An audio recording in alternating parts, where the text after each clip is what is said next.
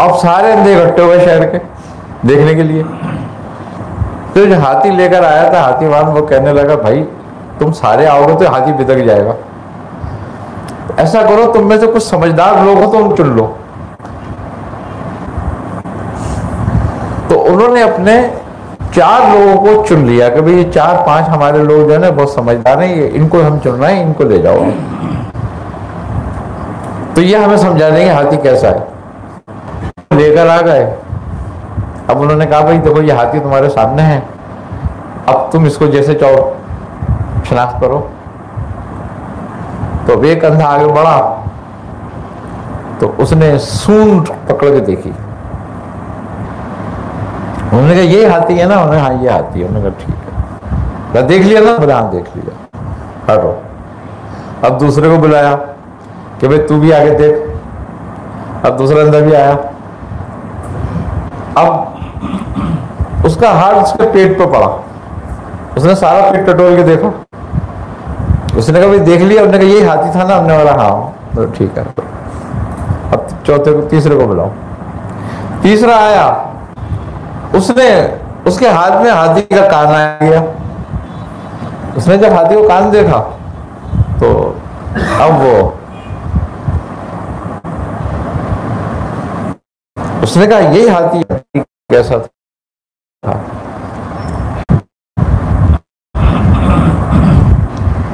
क्या हाथी कैसा था?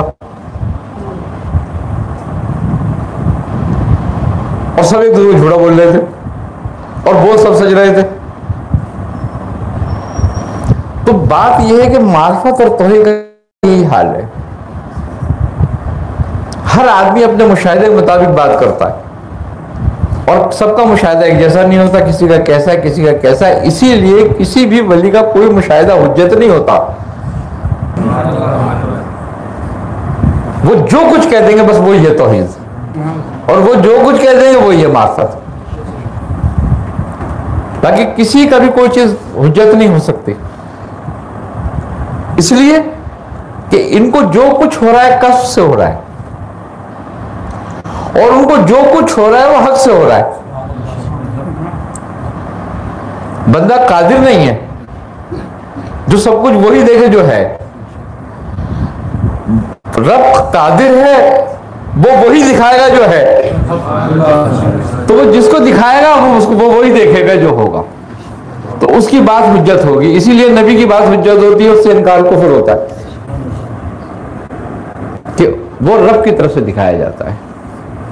ये बंदा अपने कष्ट से देखता है, तो बंदा अपनी कुव्वत से देख के मुताबिक देखता है और रब अपनी शान के मुताबिक दिखाता है। तो ये मार्फत जो है सबकी अलग अलग है। अब कोई खुदा को कैसे पाता है, कोई खुदा को कैसे पाता है। कहते हैं कि खुदा के रास्ते उतने ही हैं जितने खल्क है।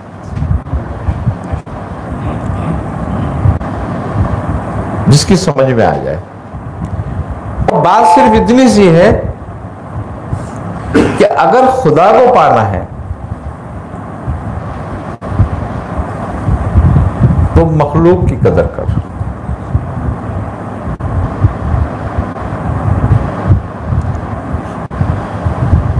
मजनू था ना, वो लैला के कुत्ते को चूमता था। उसकी गली से अगर कोई कुत्ता निकल के आ रहा होता था वो उसको भी चूमता था। लोग कहने लगे क्या है? बोले लैला की गली से आया है, जबकि लैला का कुत्ता नहीं था। तो बात यह है कि अगर खालिक से मिलना है ना तो खल्क से मोहब्बत करो और खल्क की कदर करो। देखो बेऐब जात किसकी है? रब ताला की। तो जिसने इस खल्क को बनाया तो ऐब के साथ बनाया है। जैसी वो जात बेऐब है उसने ऐसे ही बेऐब बनाया। मगर जो कुछ ऐब है वो हमारे अमाल का है। और वो ऐब क्या है कि हमने हक को तस्लीम नहीं करा। अगर हक को तस्लीम कर लेते ऐब खत्म हो जाता। कहता है ना कि लक़द ख़लक़नल इंसान फ़ी अहसन तक़वीम। ये जो मैंने इंसान बनाया है ये मेरी बेहतरीन तख्लीक है। अब एहसन जो है हुस्न की जमा है। अब एक बंदे की अकल के मुताबिक जमा होती है और एक रब के इल्म के मुताबिक जमा हो।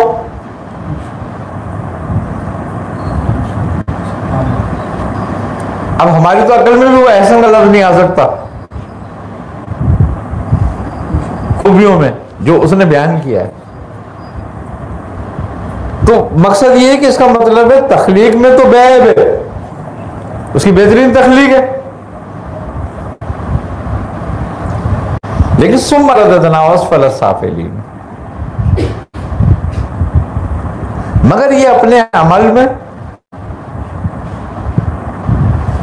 असफल यानी कि जानवरों से भी बदतर हो गया। तो इसका मतलब ये होगा कि ऐब इसके खल्क में नहीं है, ऐब इसके अमल में है। अब ये अगर अमल को अपने दुरुस्त करे तो इल्लल्लज़ीना आमनू व अमिलुस सालिहात, मगर वो लोग जो ईमान लाए और नेक अमल किए।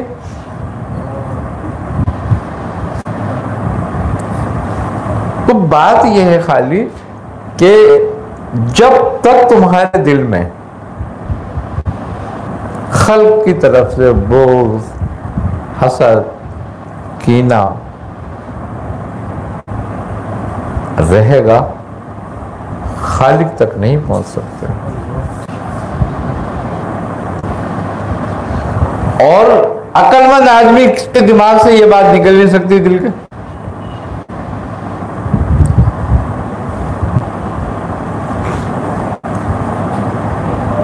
भाई अक्लमंद आदमी के दिल से दिमाग से बात निकल सकती है, हिरत छोड़ दे, हसद छोड़ दे, बोझ छोड़ दे, गिबत छोड़ दे,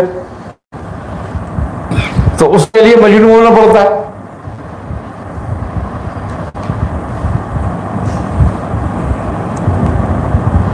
आई समझ में बात? अब दो ही बातें हैं उसकी, या तो जिक्र तेरी अकल पे गलबा कर जाए या उसका इश्क तेरी अकल पे गलबा कर जाए। दरमियान का कोई रास्ता ऐसा नहीं है। अच्छा, ये सारी चीजें जो हमारे अंदर मौजूद हैं, जो खुदा के रास्ते में हमारे लिए उसके रास्ते में हिजाब बन रही हैं, वो उसकी सारी की सारी जो बुनियाद है और वो जड़ है, वो है हुब्बे दुनिया और हुब्बे जा।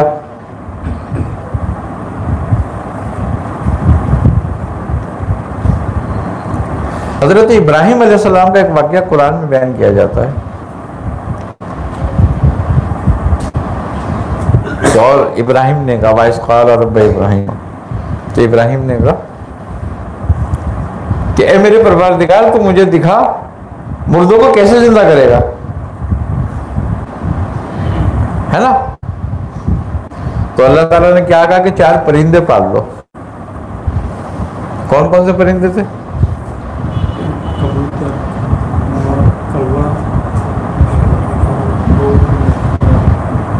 हैं?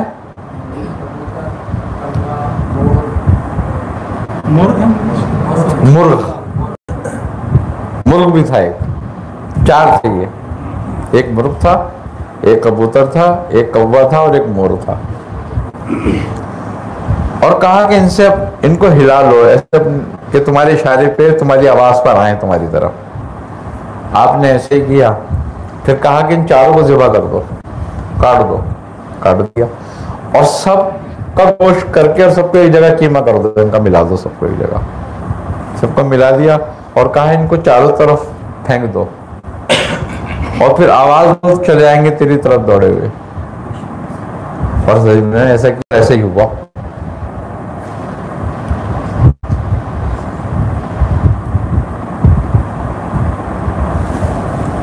तो 4 जो परिंदे थे उनकी अलामतें क्या है? क्या है मोर की अलामत? है हुब्बे जा और ज़ीनत। मुर्गे की अलामत शहवत, कौवे की अलामत हसद, हिरस, और कबूतर की अलामत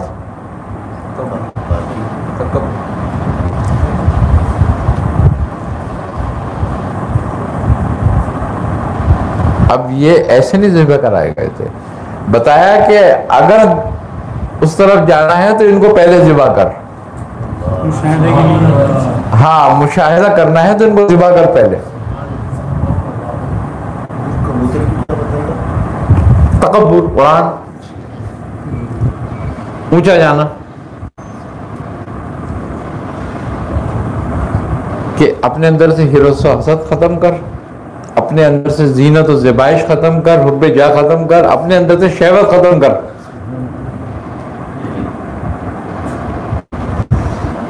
अब यही चार चीजें ऐसी हैं कि जो इंसान को कुछ भी करने पे मजबूर करती हैं।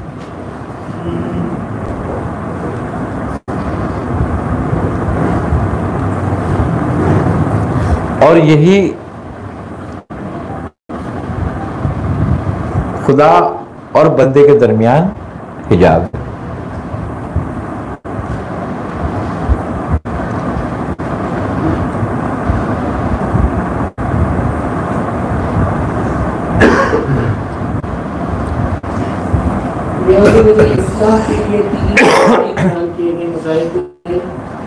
पहला जिक्र है और दूसरा मुराक़बा है और तीसरा राब्ता शेख है जी।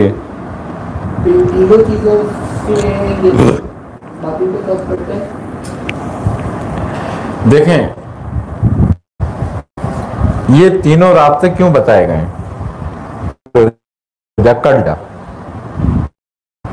व तबत्तुल अलैहि तब्दीला, बिल्कुल अलग हो जा। जब जिक्र ही हमारा दुनिया के लिए हो रहा है तो फिर तो जिक्र करने का फायदा ना हुआ। वो तो कह रहा है कि तू जिक्र ऐसा करके दुनिया से अलग हो जा। दूसरा असूल बताया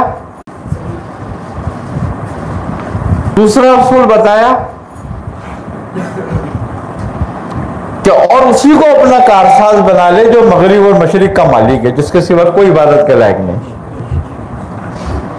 तो इसका मतलब ये तवक्कुल हुआ।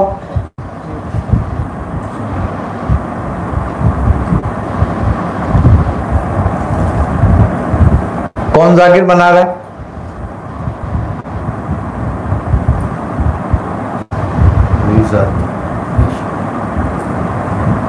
तीसरा कायदा यह होगा कि और दुनिया की बातों पर सब्र कर।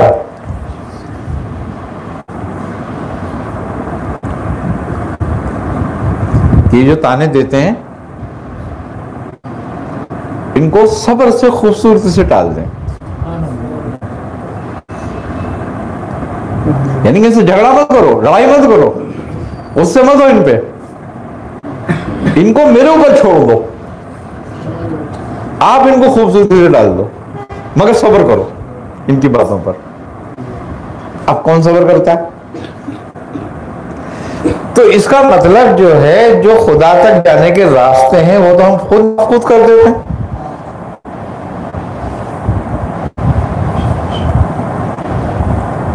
ना तो जिक्र के वक्त दुनिया से अलग होते हैं,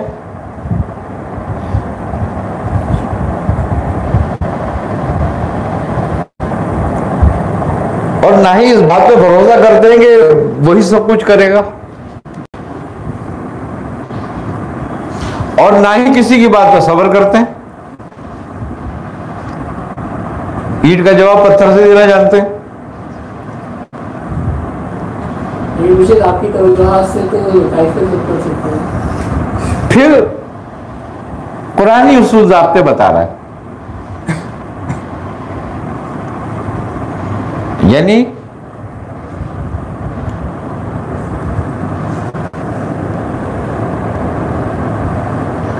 खुदा की मार्फत नर्म बिस्तर में नहीं है।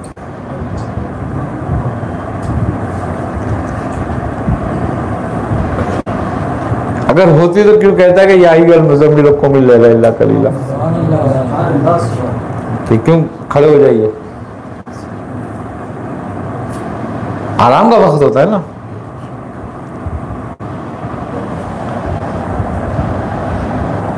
चादर जो उड़ी हुई आपने इसको हटाएं और खड़े हो जाएं। आधी रात या उससे कुछ कम रात अब कौन खड़ा हो रहा है?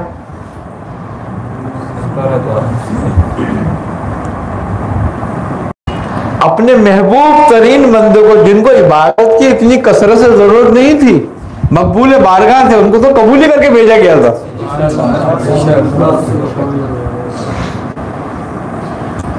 यानी कि आपके, अगर आप 2 रकात नफिल पढ़े और सारी खलकत 100 रकात मिलके पढ़े तो भी उनके एक अलंदों के बराबर भी नहीं है, सुभान अल्लाह के बराबर भी ना हो सकता।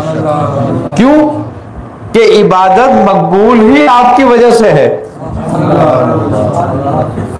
कि जो तरीका आपने इबादत का बताया, अगर वही है तो मकबूल है, नहीं तो नहीं। उनको कह रहा है अल्लाह ताला।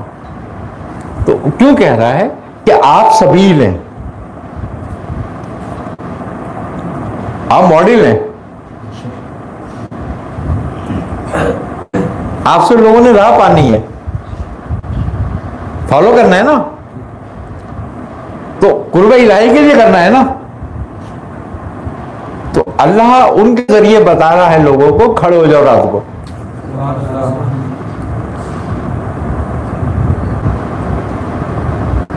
ताकि तुम्हारी रात मकबूल हो जाए।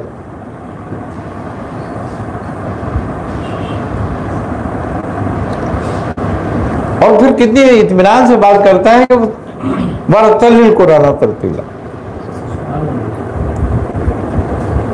ये इस बात पर है बात कि आप तहम्मुल और तवज्जो से करें जो कुछ करें। कसरत की जरूरत नहीं है यहां पे।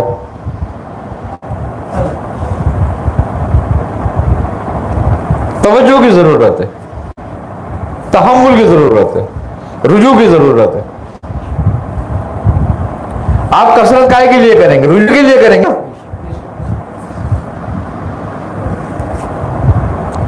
तो रुजू कसरत से नहीं होता, तहम्मुल से होता है, तरतीब से होता है।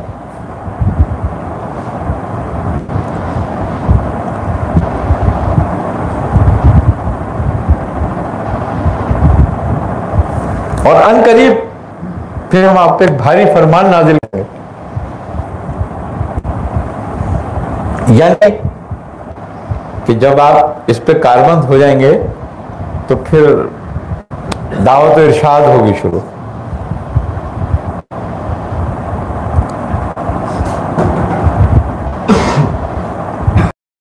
क्योंकि रात का उठना कहता है नफ्स अम्मारा को पामाल करता है, ख्वाहिश को तोड़ता है। अब ये सारे रास्ते जो अल्लाह ताला ने बताए, ये अपने कुल के बताए कि मुझ तक आना है तो ये रास्ता है, आ जाओ।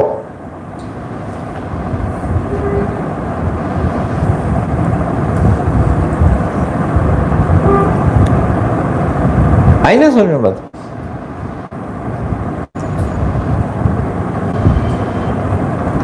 और जब आदमी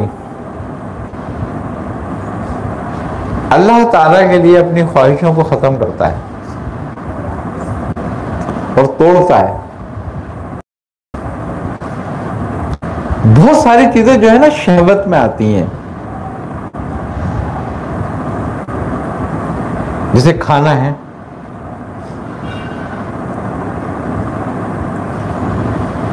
इसका शौक भी शहवत कहलाता है।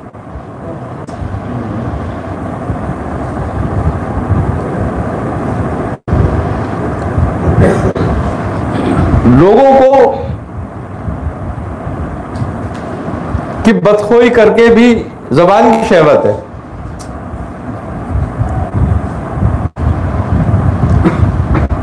लोगों को जलील और रुस्वा करना भी नफ्स की शहवत है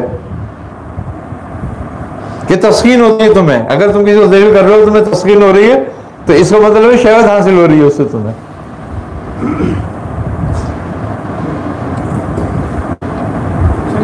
यहाँ पे अगर हम जो खाना खाते हैं मामूल के मुताबिक, यानी हमारी खुराक है, और अगर कोई अच्छा खाना आ जाता है लेकिन हम उतना ही खाते हैं जितना कि मामूल के मुताबिक खाते हैं, लेकिन वो अच्छा लग रहा होता है, उसमें टेस्ट ज़्यादा आ रहा होता है, दिल चाहता है कि थोड़ा और खाना, लेकिन हम अपने मामूल पे रखते हैं। तो या उसको और कम करें या उसको छोड़ दें। इसके 3 मरहले हैं अलग अलग। पहली बात यह है कि तुम जिस चीज को रग़बत से खाते हो उसको तर्क कर दो। खाना उतना ही खाओ, लेकिन जिस पे तुम्हारी रग़बत ज्यादा उसको कम कर दो, तर्क कर दो।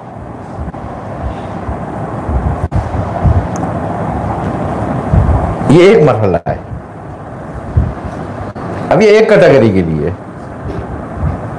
अब जब इसका दूसरा मरहला आता है, और जो दूसरा मरहला है उसका वो ये है कि अपनी रज़ा को कम कर दो। और तीसरा मरहला इसका ये है कि तुम्हें लज्जत खत्म हो जाए रज़ा से, सिर्फ जिंदा रहने के लिए खाना पड़े, कि इबादत की कुव्वत रहे, उसमें लज्जत ना आए। लज्जत वाला सालन हो, उसमें पानी मिला देंगे, लज्जत ना आए तो ये देखो तरके बिल लज्जात क्या है? 3 मरहले हैं परहेज के, तरके जलाली, तरके जमाली और तरके बिल लज्जात। सूफिया के यहाँ तीनों राइज है।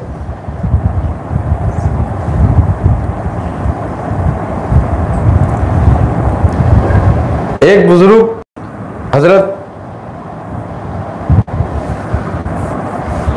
का वाक़या है, उनका नाम शाह अब्दुल रहीम विलायती था या ऐसे कुछ बुजुर्ग थे, शाह अब्दुल रहीम नाम था उनका शायद। तो हाजी वारिस अली शाह साहब का दौर था। तो उन्होंने तरके बिल लज़्ज़ात किया हुआ था। तो वो जंगल से चौलाई तोड़ते, समझो ना चौलाई, एक साग होता है ये, तो वो तोड़ते और लाके हांडी में डाल के, पानी डाल के, नमक डाल के पकाते और उससे रोटी खा लेते। तो वो समझते थे कि मैंने तरके बिल लज़्ज़ात किया हुआ है। तो 1-1.5 महीना गुजर गया ऐसे ही। तो एक दिन उनकी हाजी साहब से मुलाकात हुई, तो उन्होंने उनसे पूछा हाल अहवाल। तो उन्होंने कहा अब्दुल रहीम लग रहा है कि तुम बड़ी लज्जत के खाने खा रहे हो। उनका हजरत मेरा तो खाना ये है। उन्होंने कहा जिसमें लज्जत आने लगे ना, खाना खाया जाए तबीयत से, तो फिर वो लज्जत में शामिल हो जाता है। हाँ, उसमें नमक डालना छोड़ दो। अब नमक डालो, चौलाई तो कड़वी हो जाती है पूरी। अब वो चौलाई बगैर नमक की खाएगी। एक दिन फिर मुलाकात हुई तो कहा खूब मजे आ रहे तुम्हारे। कहने को क्यों? कहने के तुम चौलाई का साग खा रहे हो। जरा तो बेनमक खा रहा हूं। उन्होंने कहा इसमें भी मजा आने लगा तो तुम्हें। तो वो लाके नीम के पत्ते डाल दे कुछ।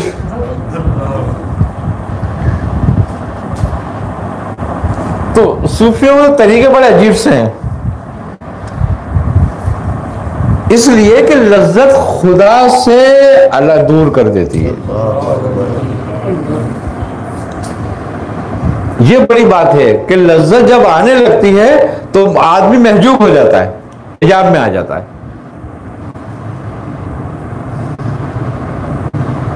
फिर तवक्कल तर्क असबाब का ही नाम है।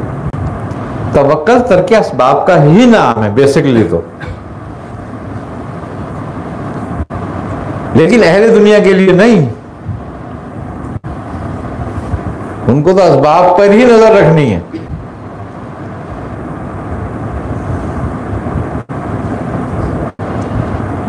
ये अहल अल्लाह की बात है। आई ना समझ में बात। अब लेकिन इसके मरहले हैं। एक जमाना वो था हज़रत शेख अब्दुल कादिर जिलानी रहमतुल्लाह अलैह का, कि बगैर मुर्गे खाना नहीं खाते थे आप।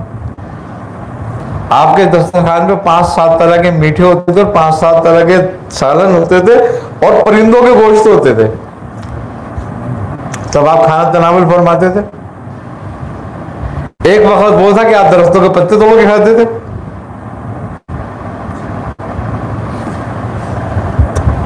क्या बस बात होती है कि जब बंदा इब्तिदा इससे करता है सब चीजें पता चला जाता है,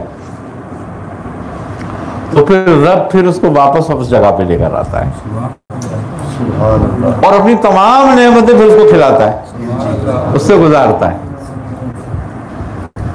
उसने उसकी मोहब्बत में छोड़ा था, अब वो मोहब्बत इस कमरे पे है कि वो अब मोहब्बत में खिला रहा है, तो वो खाना कोई नुकसान नहीं।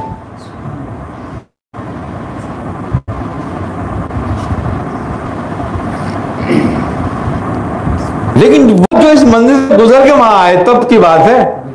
वैसे तो सबको खिला रहा है, वो काफिरों को भी खिला रहा है, मोमिन को भी खिला रहा है।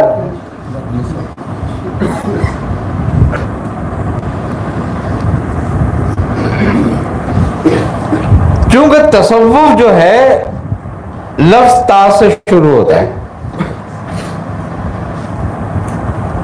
बुजुर्ग कहते हैं कि ता के 4 मकाम हैं।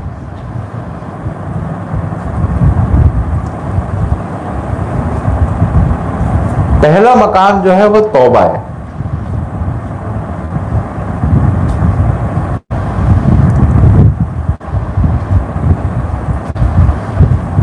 और तीसरा मकाम, दूसरा मकाम जो है वो तकवा है, और तीसरा मकाम जो है वो तर्क है, और चौथा मकाम है ताल्लुक।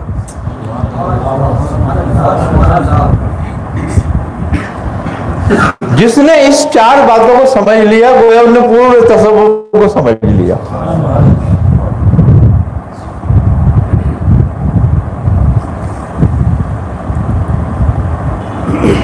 और जब तक हम इन 4 बातों को नहीं समझते,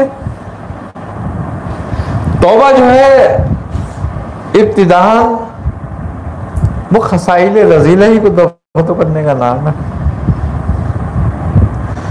हजरत ख्वाजा ख्वाजगान ख्वाजा मुईनुद्दीन चिश्ती संजरी अजमेरी रहमतुल्लाह अलैह फरमाते हैं, बहरहाल ये चूंकि सूफियों की बात है, आम आदमी इस पर अमल नहीं कर सकता। आम क्या, आप तो खास भी कोई नहीं कर सकता। आप फरमाते हैं कि तौबा जब है फुकरा के नजदीक काबिल कबूल कि जिस पर तूने तौबा करी हो 40 साल तक वो दोबारा तुझसे साजिर ना हो।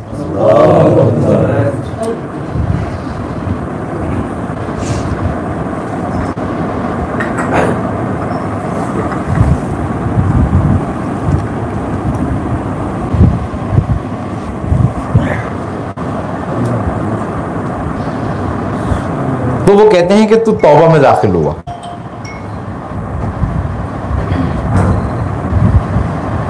तो फिर तकवा कहां गया?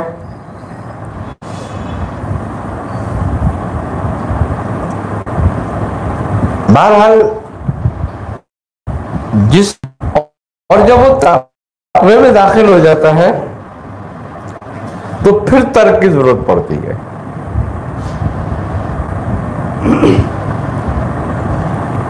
तर्क क्या चीज है और तर्क से होता क्या है? एक महफिल थी बादशाह की,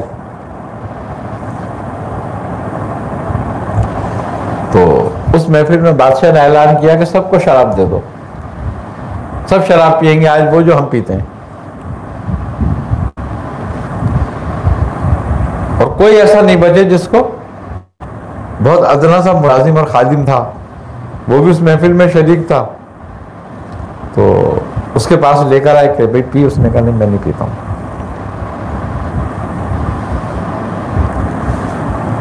उस वेटर ने जाके अपने बड़े को कहा कि भाई वो तो नहीं पी रहा, फला मैं पीता ही नहीं, क्यों पिलाओगे तुम मुझे? उसने कहा ये कानून है, इस वक्त बादशाह का हुक्म है तो वो कानून है कि पीनी पड़ेगी। अब जब उसने देखा वजीर ने, बादशाह ने कि वजीर कहाँ है, तो देखा तो वजीर भी एक मौजूद है, वहां एक तकरार हो रही है। बादशाह भी आ गया, कहता मैं नहीं पीता।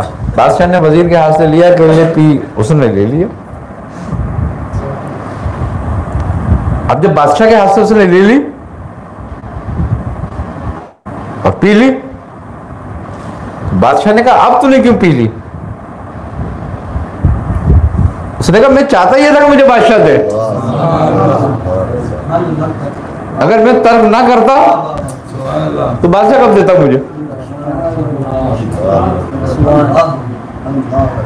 तो तर्क का मकसद ये होता है कि नेमत तो उसका कानून है ना, इंतहा कमाल है, यानी कि ये एक बात।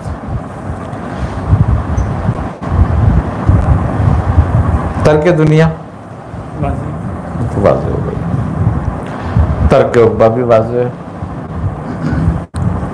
और तर्क मौला भी वाज़ेह है, और तर्क पे तर्क। हजरत मुजद्दिद अफ़सानी रहमतुल्लाह अलैह खत लिखते हैं, ना आरज़ू विस्र है ना फराग है। उन्होंने कहा इस मंजिल पे तो हम भी नहीं पहुंचे अभी तक।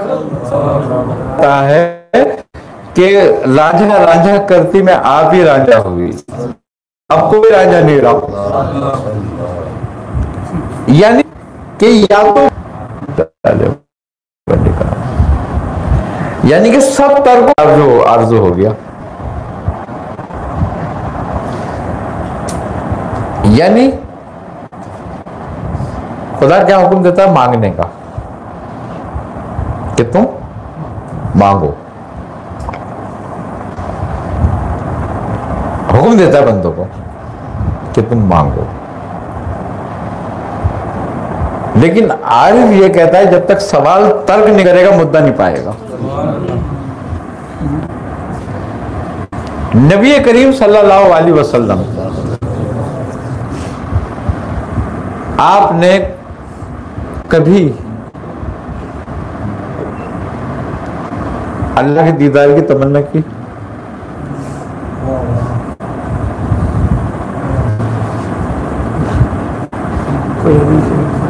नहीं। मूसा ने करी? मूसा को क्या जवाब आया? और आपको क्या बुलाया? तर्क मुद्दा यही है। ये नहीं कि आपको तमन्ना वो नहीं थी।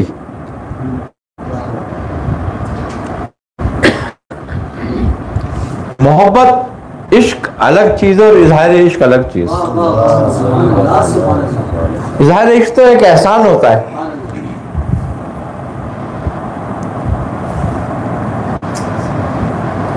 इश्क एहसान नहीं होता।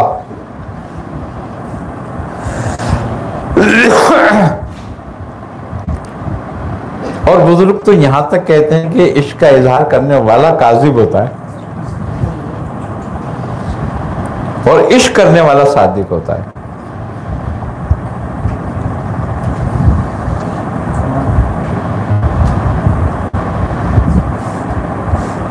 ना कि तलब जिनकी सादिक है वो कब फरियाद करते हैं, लबों पे मोहर खामोशी दिलों में याद करते हैं।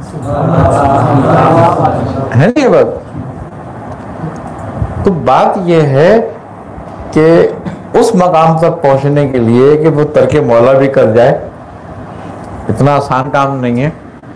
क्यों कि पहले तो खाली तू इतना ही तर्क करके अपनी भूखी तर्क करके देख लेगा हो।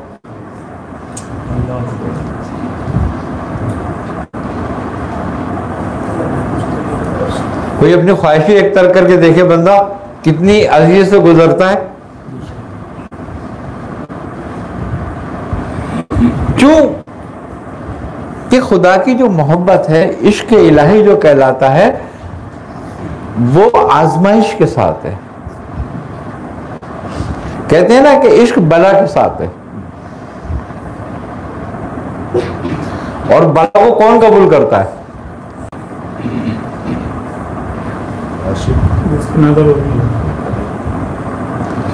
अक्लमंद तो करता नहीं है। कोई दीवाना या मजनू नहीं करेगा जिसके ये नहीं पता हो कि भला क्या चीज है।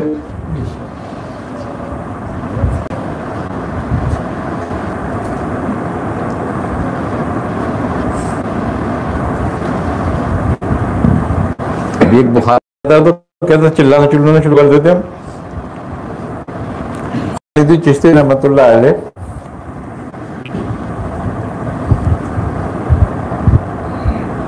जो दिन आपके सेहत के गुजरते थे,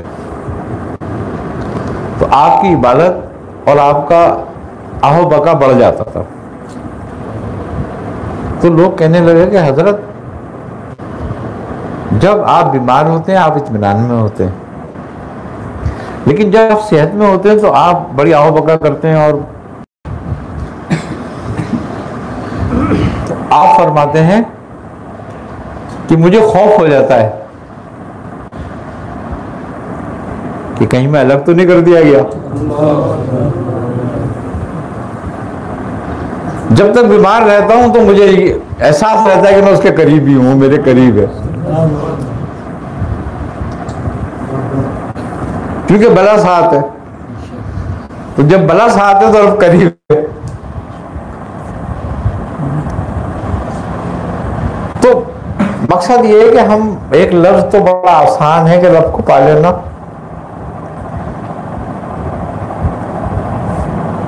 हजरत शाह इनायत हसन, जो हजरत बाबा बुल्ले शाह के पीर और मुर्शद हैं,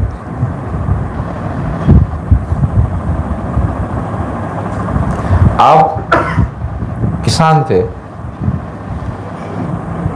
तो अपनी जमीन खुद बोया करते थे आप। तो आप बाबा बुल्ले शाह उनसे मुरीद होने के लिए आए। तो घर पहुंचे तो पता चला कि वो खेत में है, ये खेतों पे आ गए। तो आप खेतों में पानी देके पनीर ही लगा रहे थे।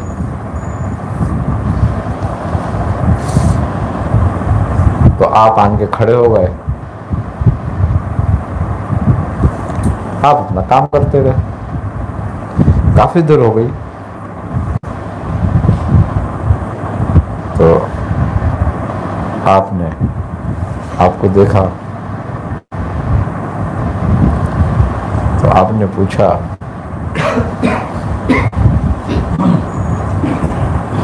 कौन हो? आपने फरमाया मैं बुल्ले शाह। हाँ बुल्ले शाह, क्यों आया?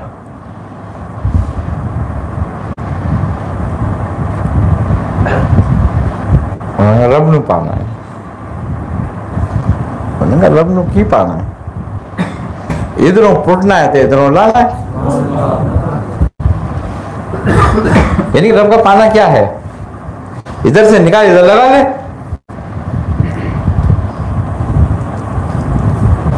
क्या मकसद था इसका? मकसद ये था अपने दिल से दुनिया का पौधा उखाड़ के फेंक दे, रब का लग जाएगा।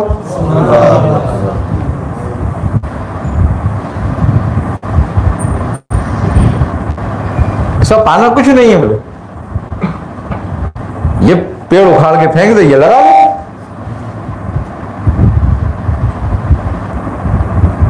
लेकिन ये बात दो लफ्जों की नहीं है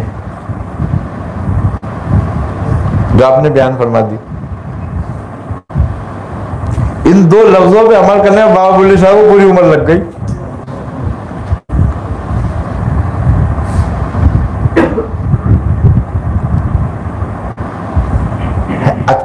कमाल बात यह है कि हिदायत के लिए कोई तकरीर की जरूरत नहीं होती,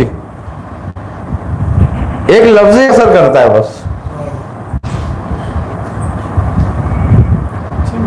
ये सुलूक और जज्ब, क्या ये दोनों एक साथ चलते हैं या सुलूक के बाद जज्ब हो जाता है? देखो, सुलूक जब अपने उरूज को पहुंचता है तो जज्ब हासिल होने लगता है। जज्ब मानी कैफियत के हैं, यानी कि जब तुम्हारे अमल कमाल को पहुंचता है तो फिर कैफियतें तब्दील होती हैं। उन कैफियतों का नाम, आज मिसाल के तौर पर एक छोटी सी बात है कि हमें कोई खुशी हासिल होती है तो हमारी क्या कैफियत होती है, और कोई गम की खबर सुन लेते हैं तो हमारी क्या कैफियत होती है? जज्ब, ये जज्ब है।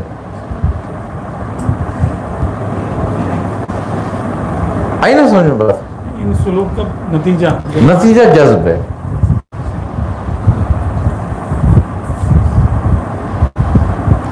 और तर्क यही है कि गैर हक का जज्ब खत्म हो जाए।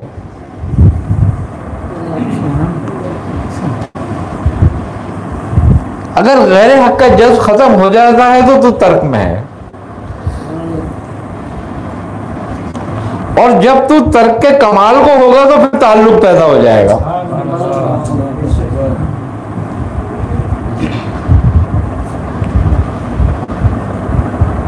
तसव्वुफ में स्वाद जो है वो अपने आप को साफ करने का नाम है।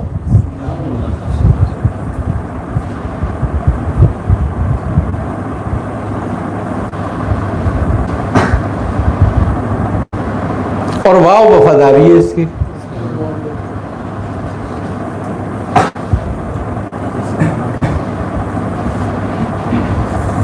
और फेस का फनाए हक है।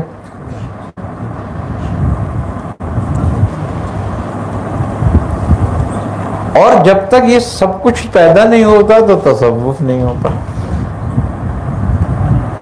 तो पहला जो मरहला सख्त है वो ताक आएगा, फिर सब आसान होता जाता है।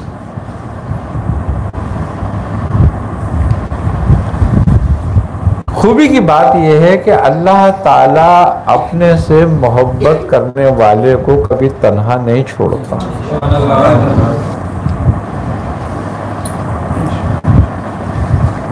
क्यों?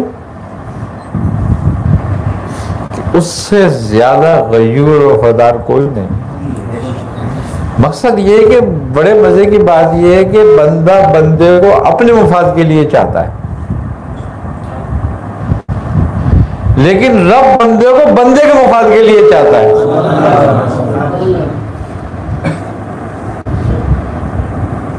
तो फिर वो कैसे छोड़ देगा?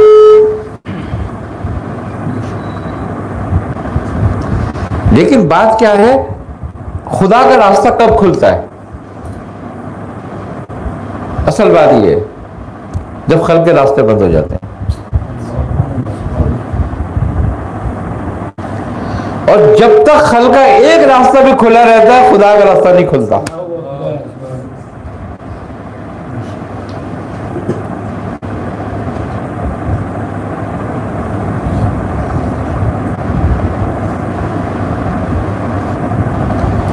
तो किसी ने कहा है ना कि आंख बंद, कान बंद, नाक बंद, मुंह बंद, नाम रब का ले, अंदर के पट जब खुले जब बाहर के पर्दे। जब तक बाहर के दरवाजे बंद नहीं करेगा अंदर का नहीं खुलेगा।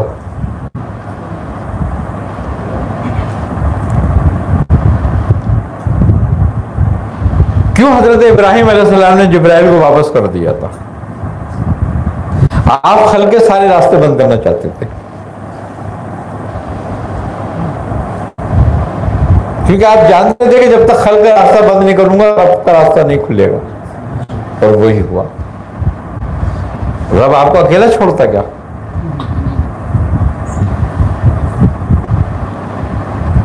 किसी की जरूरत ही नहीं पड़ी।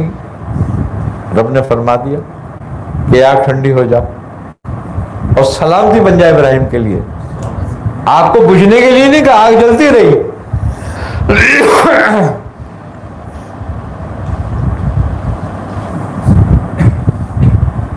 लेकिन कहा कि ठंडी हो जा। अब रब का ठंडे हो और तुम ज्यादा जितना खाओ अपने वक्त से ज्यादा जियोगे नहीं।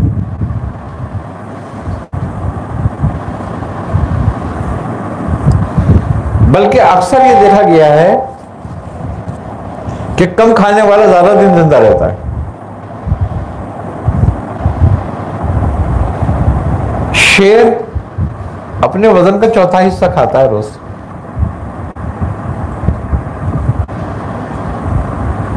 यानी कि अगर ये 200 केजी का है तो 50 केजी गोश्त रोज खाता है। और कितने साल की जिंदगी होती है? 12 से 15 साल में मर जाता है।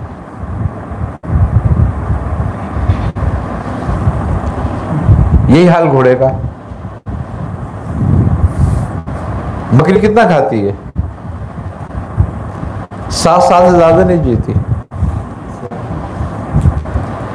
इंसान अपने वजन का 40वां हिस्सा खाता है। कितने दिन जिंदा रहता है?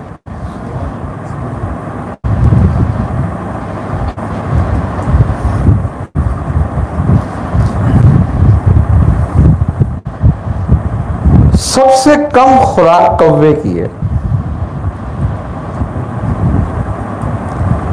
कभी कौवे को मरते देखा? हाथ साथ ही मरेगा।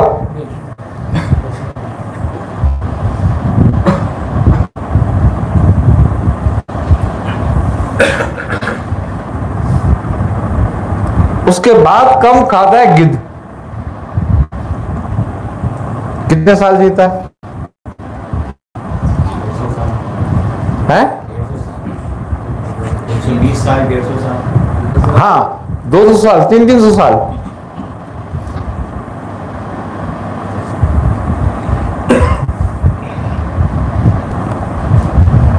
तुम्हारे जिस्म को तुम्हारी रूह लेके चल रही है।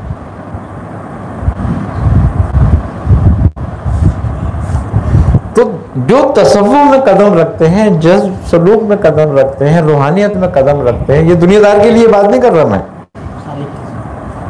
हाँ, दुनियादार तो जितना खाए उसकी मर्जी है, वो खूब खाए। हाँ, सालिक के लिए, क्योंकि दुनिया का निजाम ही खाने से चल रहा है। सालिक के लिए है जो रूहानियत में कदम रखता है। अब हर आदमी को तो जरूरत नहीं है उसकी, तो उसको चाहिए कि वो अपने खुराक पे कंट्रोल करे, ग़िज़ा पे कंट्रोल करे, अपने सोने पे कंट्रोल करे,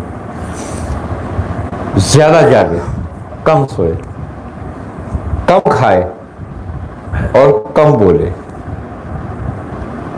कम बोलने से अकल बढ़ती है, दानिश पैदा होती है। दानिश वो ना दुनिया की, ये भी बात है। उसको दुनिया की दानिश नहीं बढ़ती, बल्कि अकल चूंकि नूर है, अकल जो है वो नूर है। तो जब ये खामोश रहता है ना, तो वो मुजल्ला होता है, और जब वो मुजल्ला होता है तो फिर उस आईने में उसका असल नजर आने लगता है।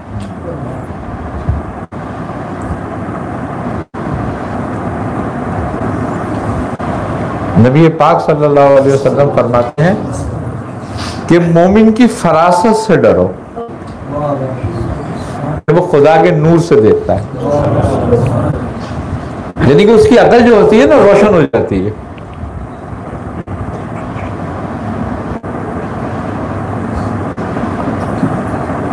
उसकी अकल वसवसों पे नहीं होती कायम।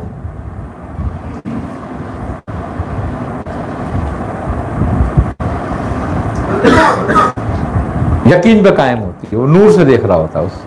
वो जो कुछ बोलता है वो ऑथेंटिक होती है बात पे।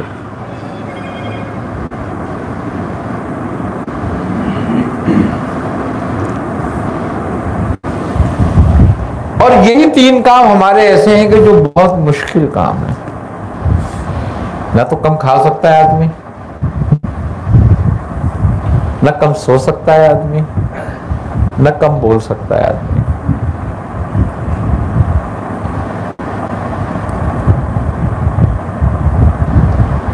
क्योंकि हम ख्वाहिश के मुताबिक खाते हैं, ख्वाहिश के मुताबिक सोते हैं और ख्वाहिश के मुताबिक बोलते हैं। और खूबी की बात यह है कि हम 3 साल की उम्र में बोलना शुरू करते हैं और 60 साल की उम्र तक ये नहीं पता होता कि क्या बोलना है और कब बोलना है, कहां बोलना है। इसीलिए नहीं पता होता कि बोलते ज्यादा है।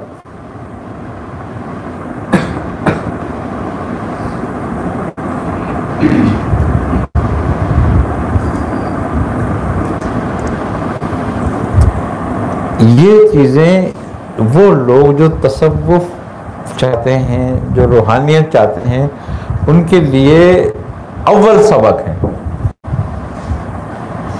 और बहुत जरूरी है उनके लिए ये। नहीं तो फिर सब जमानी जमा खर्च है, हासिल कुछ नहीं है उसका।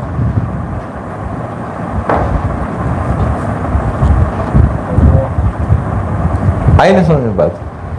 जीरो को जीरो से तकसीम करो तो जीरो ही निकलेगा।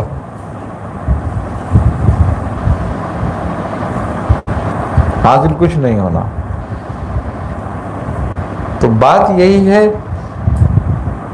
तसव्वुफ जो है वो 2 4 5 बातों में पूरा सर्कल करता है बस। वरना तहमीद तुम जितनी चाहे लंबी बांध दो इसकी, नतीजा कुछ नहीं निकलना। देखो जो इस पे अमल करता है ना, उसको किसी ताबील की जरूरत नहीं होती।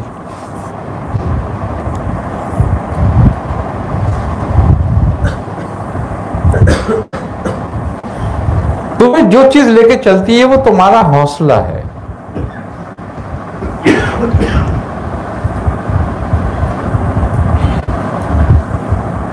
और जब बंदा रब से के रास्ते पे चलता है तो रब उसका हौसला बन जाता है। तो क्या नाउजुबिल्लाह मिना रब कमजोर है जो हौसला कमजोर हो जाएगा? वही तकवीत देता है फिर उसको।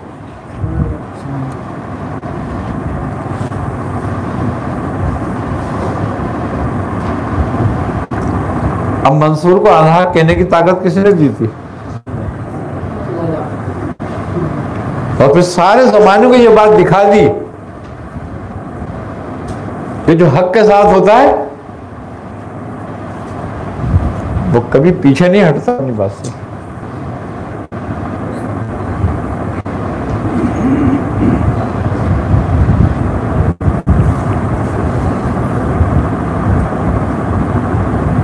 जब आपके कपड़ा उतारा गया आपको सूली में चढ़ाने के लिए, तो आपके खिरके में से एक बिच्छू निकला।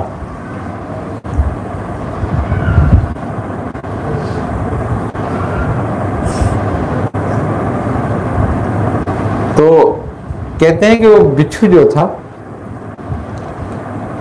7 या 8 मिसकाल का था। अच्छा बड़ा जम बन जाता है। तो वो लोग उसको मारने लगे, तो आपने फरमाया ठहरो, इसको अभी नहीं मारना मेरे से पहले। कहा क्यों? कहा ये मेरा 16 साल का रफीक है।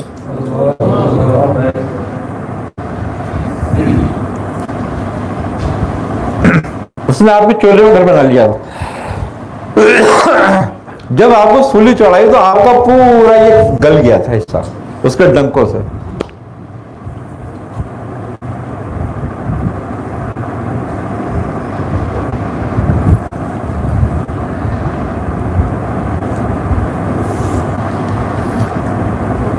बड़ा मुश्किल काम होता है।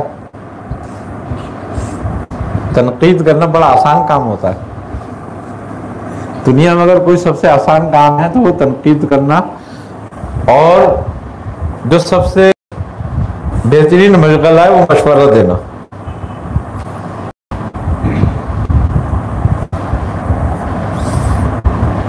जो सबसे मुश्किल तरीन काम है वो अमल करना।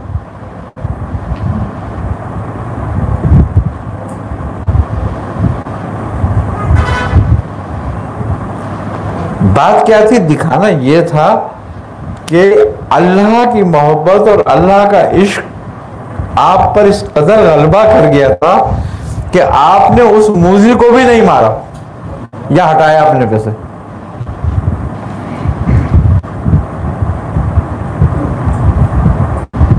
कुछ बातें ऐसी होती हैं जो आम लोग समझने के लिए नहीं होती।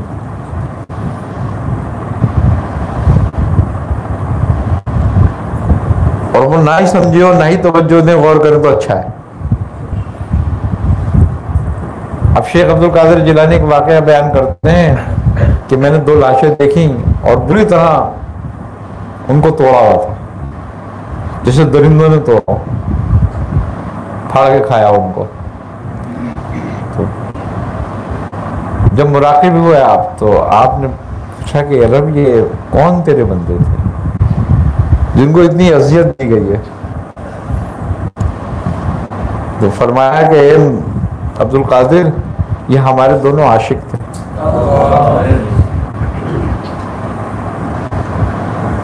तो कहा आशिक थे, उनका यह हाल हुआ? कहा हाँ, इसलिए कि जंगल के दरिंदों ने हमसे दुआ करी कि हमारे रब अपने किसी आशिक का गोश्त खिला हमें।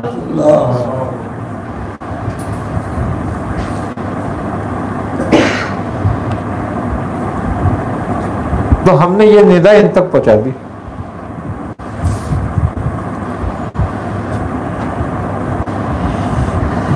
तो इन्होंने अपने आप को पेश कर दिया।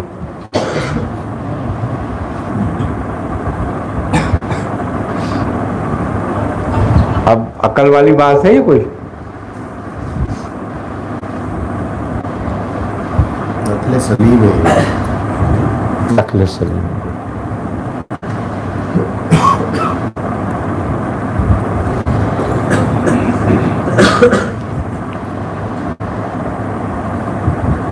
हर किसी को हाथ से नहीं गिद्दी होती। मेरे तो आशिक बन के बने। तो आशिकी की समझ में अकल मिलती है आशिक को ही, अकलमंद को अगले सलीम नहीं मिलती।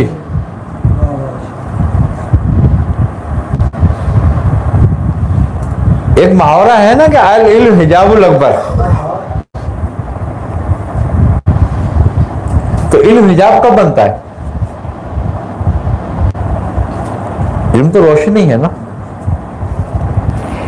बात यह है कि रोशनी जब अंदर से फूटती है तो राह दिखाती है, और सामने से आए तो अंधा करती है। अगर बाहर से आए मुंह पे तो अंधा करती है, और अंदर से निकले तो राह दिखाती है।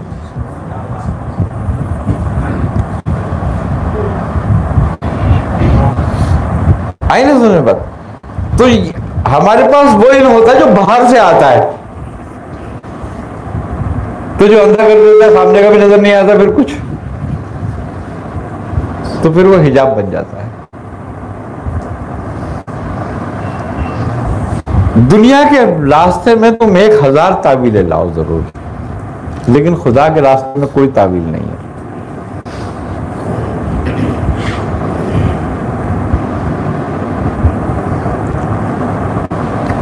और वो इल्म जो खुदा के रास्ते में तावील लाता है ना, समझ लो गुमराही है। वो इसके लिए हिजाब बन गया है। अब ये इल्म कभी भी नहीं चाहता कि ये अलीम के कुर्ब हासिल कर ले।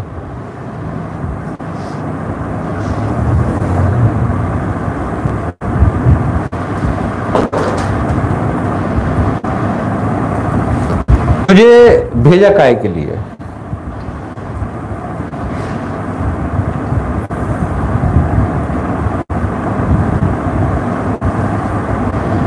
अपने लिए भेजा था ना।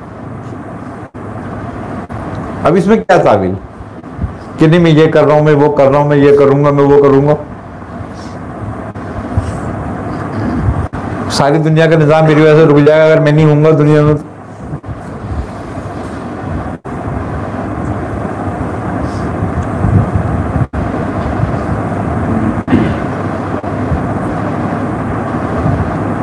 कोई कहता है ना कि मैं बड़ा अहम था, मगर ये मेरा वहम था।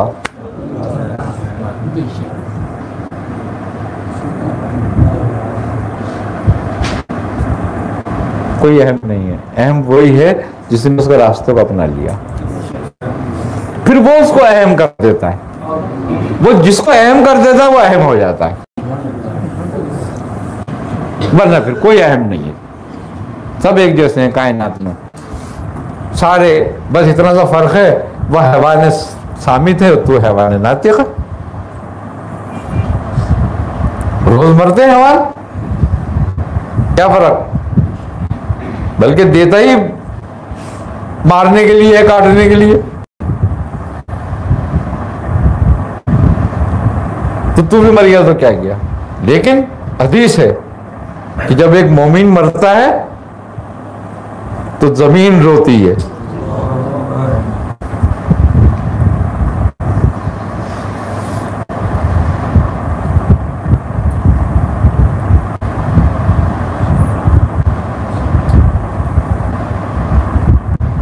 तो वो अहम हुआ ना फिर।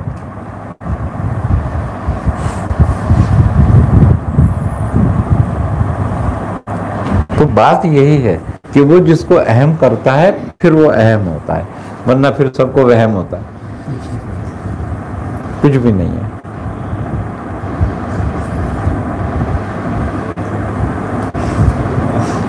तो हम उस वक्त तक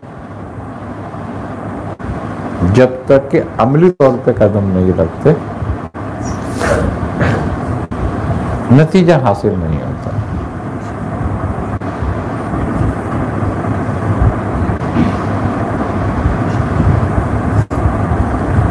मियां साहब फरमाते थे कि मियां सोहबत तो एक ही काफी होती है अगर असर कर जाए, वरना 1000 सोहबतें बेकार।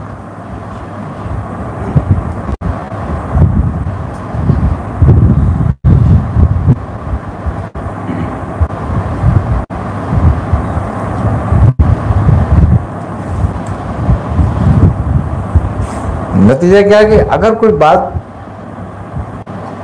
पे अमल कर लिया तो नतीजा आना है, वरना 114 सूरतों का पूरा कुरान मौजूद है। खल फिर भी गुम रहा है।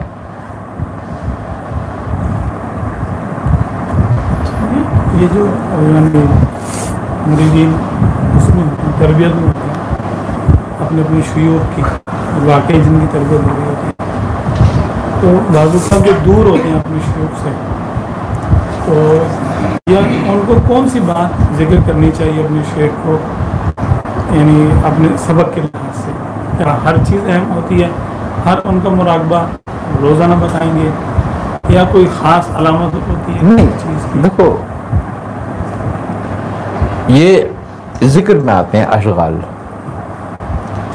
जब जिक्र किसी को तलकीन किया जाता है और उसको कोई शोल तलकीन किया जाता है तो फिर उसके मरहल अलग अलग कि कितने ये आदमी की तवज्जो कैसी है, रियाजत कैसी है, और कितने अरसे में इस पर मुकाशफात होंगे, और कितने अरसे के बाद वो अहमियत वाले होंगे और कितने अरसे तक वो बेअहमियत रहेंगे। अब चूंकि वो हर शुगर का एक अलग कायदा है, हर जिक्र का एक अलग कायदा है, आई ना समझ बात। अजगाल और अज़कार अलग चीज हैं। लेकिन देखो, तुम गंदुम बो, कपास बो, चावल बो, कोई चीज भी बो, मगर उस बोने के लिए पहले तुम्हें जमीन बनानी है।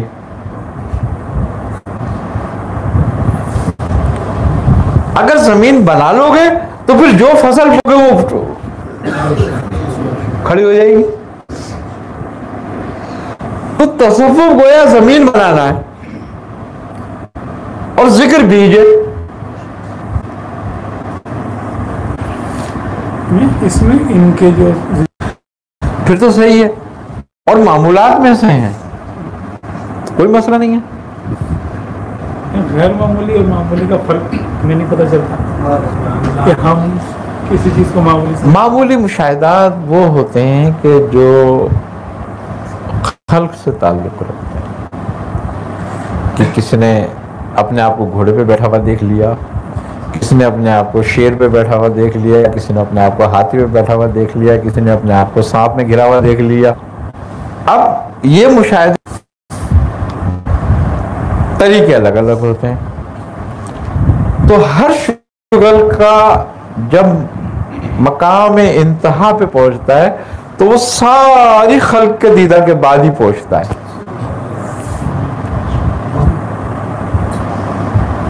जब वो खल्क का पूरा मुशाहिदा कर ले तो अब उसको मलकूती मुशाहिदात होंगे, क्योंकि तुम जो अज़कार कर रहे हो तुम्हारा इब्तिदाई अज़कार जुबान है, समझना, ये मकाम नासूत है ना तुम्हें बात। अब उसके बाद जिक्र कल्ब आता है, तो जब जिक्र कल्ब में हम दाखिल होते हैं तो मकाम मलकूत है, और जब हम जिक्र रूही में दाखिल होते हैं तो मकाम जबरूत है, और जब हम सिर्री में दाखिल होते हैं तो मकाम है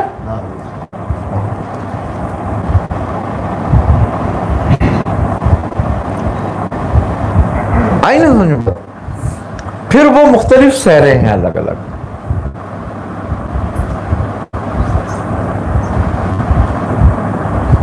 आगे नहीं समझे बस। तो बात यही है कि अज़कार और मुशाहिदे इन लगा फिन नहर सहन तवीला का मकसद क्या है? इसकी ज़ाहिरी जो तफसीर है वो ये है कि और दिन में तो आपको बहुत सारे मशगले होते हैं,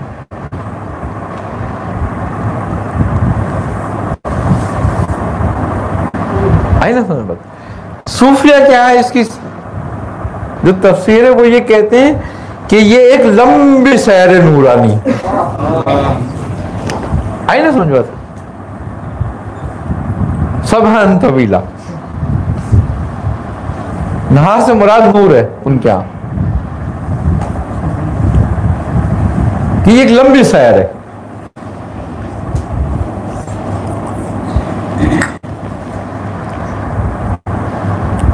जो नासूस से शुरू होती है और लाहौर तक चली जाती है।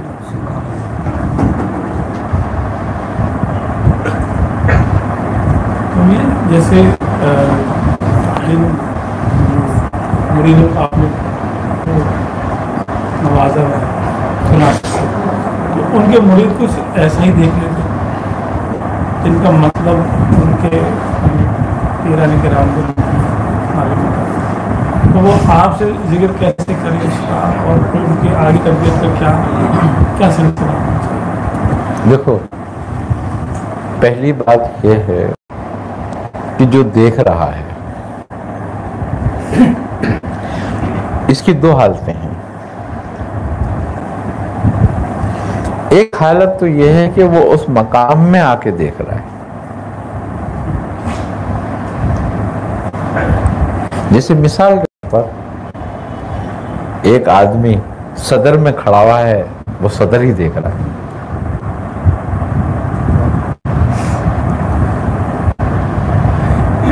और एक आदमी ने ख्वाब में सदर देख लिया,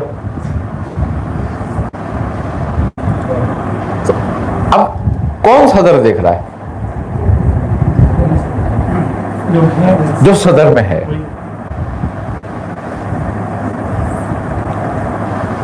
आगे नहीं समझ बात। अब जिसने ख्वाब में सदर देख लिया तो अब वो सदर के मायने पूछे कि क्या मैं सदर जाऊंगा?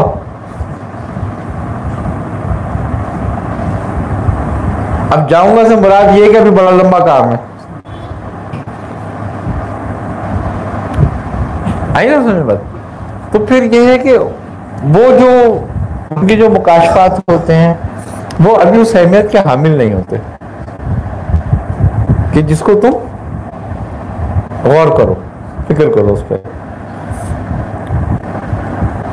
अभी जिस आदमी को, एक बात है, अपने जिक्र का भी शऊर नहीं है,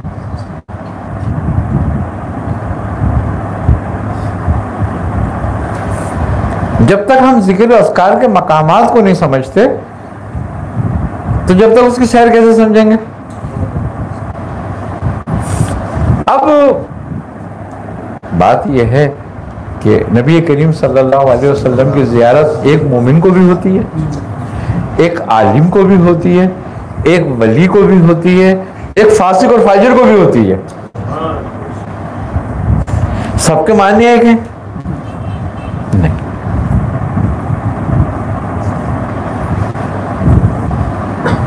बिल्कुल नहीं है सबके मायने एक।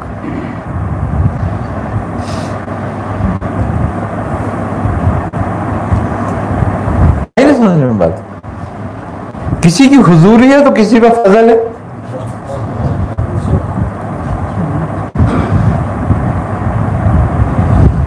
तो इसलिए जो है, अच्छा अब दूसरी बात यह है कि जो खुलफा होते हैं, यानी कि जिनको खिलाफत इजाजत होती है, जरूरी नहीं होती कि उनकी तरबियत मुकम्मल होने के बाद ही उनको खिलाफत इजाजत दी जाती है। खिलाफत और इजाजत देने से मकसद ये होता है कि आप जिम्मेदारी से पूरा करें अपनी मंजिल को। मुरीद जिम्मेदार नहीं है, मुरीद जिम्मेदार नहीं है।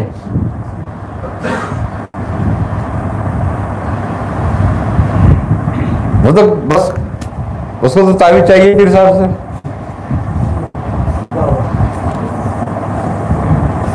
आइए धन्यवाद कि अच्छा काम हो जाए, अच्छा माल मिल जाए, अच्छी नौकरी मिल जाए, अच्छा कारोबार हो जाए, उससे इससे मतलब नहीं दूसरी बात से।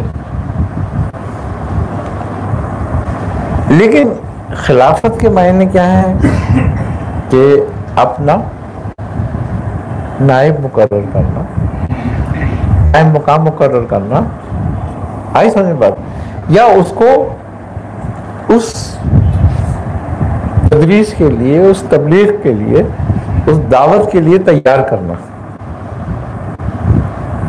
अब क्या होता है कि एक क्लास में हैं 100 बच्चे होते हैं, उसमें 2-4 बच्चों को चुना जाता है कि भाई ये होनहार हैं, इन पर तवज्जो दी जाए तो ये आगे कुछ कर लेंगे। बाकी 95-96 बच्चे जो हैं ये तो बस ऐसे ही हैं सब, आई ना, ये अपना वक्त पास करने आ रहे, पढ़ने नहीं आ रहे। इसी तरीके से इसमें से चुना जाता है। तो अब जिनको चुन लिया जाता है तो अब उनकी जिम्मेदारी हो जाती है कि वो अब अपना काम पूरी तनदही से करें। और नबी करीम सल्लल्लाहु अलैहि वसल्लम के ज़माने में भी आप सरवर आलम सल्लल्लाहु अलैहि वसल्लम तबलीग व अशात के लिए सारे कलाम की टीमें बनाते थे, जमातें, और भेजते थे। तो सारे जो जा रहे होते थे वो सबका मकसद एक ही होता था, और वो होता था दावत देना। अब सारे कामिल और अकमल होते थे इल्म के मामले में, तो सब एक दूसरे से फर्क के साथ होते थे ना, सब एक जैसे तो नहीं होते थे, लेकिन काम सबका दावत देना होता था। मकसद ये है कि दावत देने से मुराद ये होती थी तो जितने जानते हो उतनी दावत दे दो।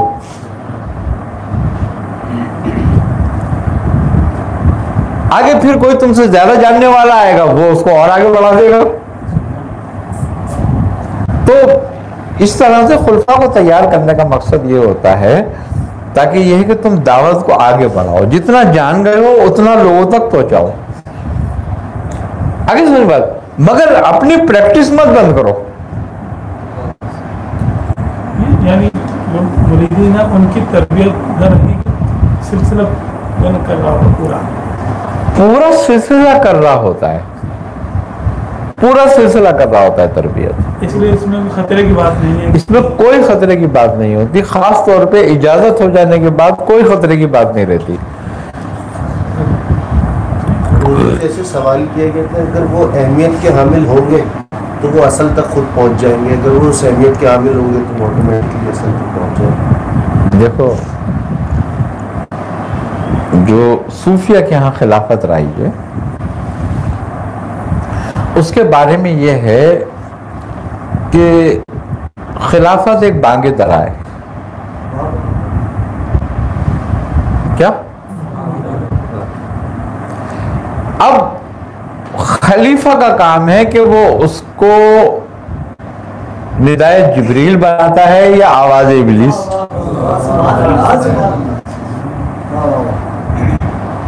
ये उसकी जिम्मेदारी हो जाती है। आई ना समझ में बात। मगर बुजुर्ग कहते हैं कि हीरा चाहे नग अंगूठी में जड़ा हुआ हो चाहे नाली में पड़ा हुआ हो, हीरा ही होता है।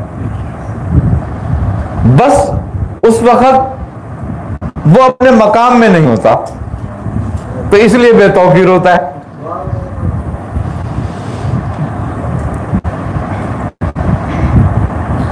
तो इसलिए खलीफा की जो हैसियत है वो कम नहीं होती, चाहे वो अंगूठी में हो। बस सिर्फ बात यह है कि वो अपने मकाम से हटा हुआ है। अगर अपने मकाम पे आ जाएगा तो वही हैसियत है उसकी।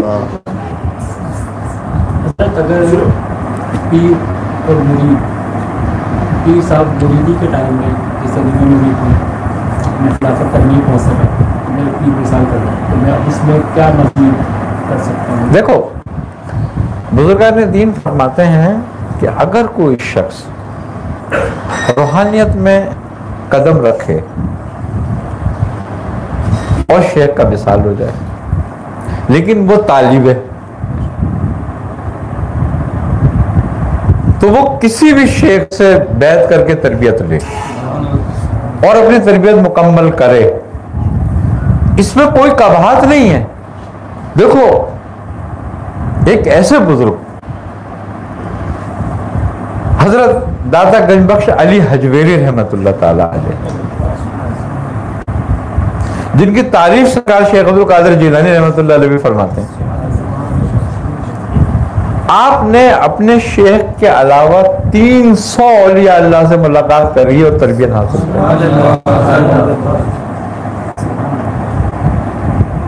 हजरत शेख अली हमदानी रहमतुल्लाह अलैह,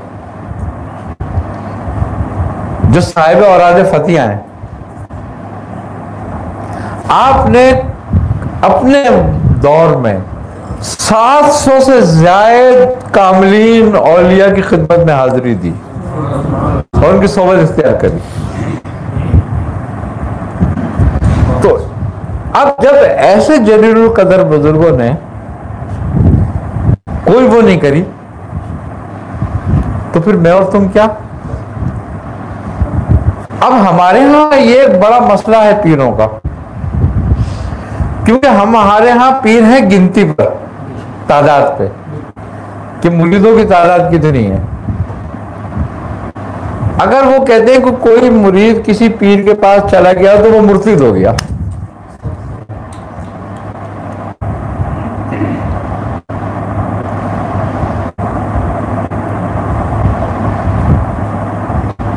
मुर्शिद तो वो होता है जो रसूल से फिरे,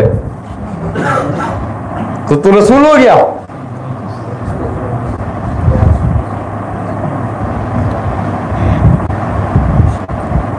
अब पीर ये चाहते हैं कि हमारा मुरीद जो है ना वो किसी भी पीर की सूरत ना देखे। क्यों? कि किसी पीर की सोबत देख ली इसने तो फिर हमारे अब नजर आने लगेंगे उसको, और ये तो फिर हमारे लिए मुसीबत बन जाएगा।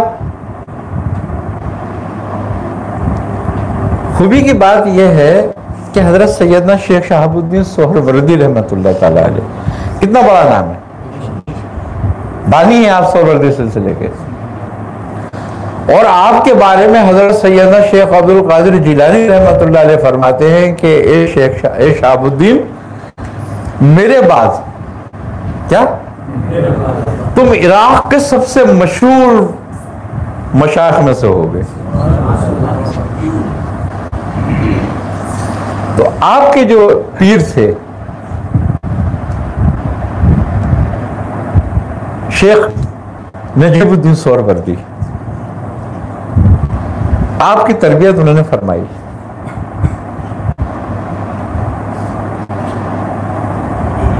तो आप चूंकि ज्यादा तलब रखते थे,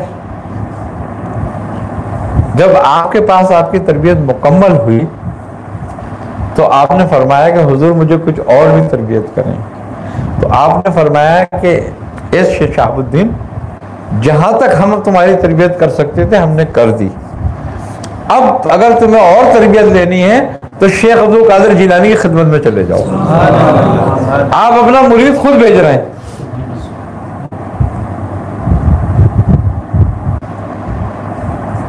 और आप आए, आपने आपसे बैत करी। आज कादरी सोहबर्दी सिलसिला नहीं है आपका।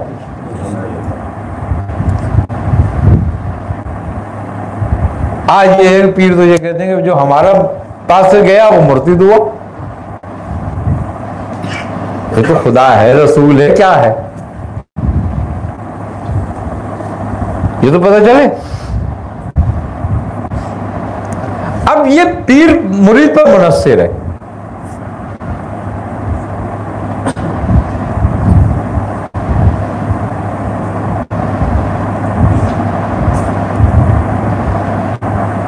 आई ना समझ, जो बनी जाता उसकी मर्जी है, वो एक अलग मैटर है। लेकिन पाबंद करना ये एक गलत बात है। यानी कि ये कॉन्सेप्ट कायम कर लेना कि हमारा मुरीद अगर किसी पीर के पास गया तो ये मुर्तिद हो गया बस। अब ये खारिजुल ईमान है।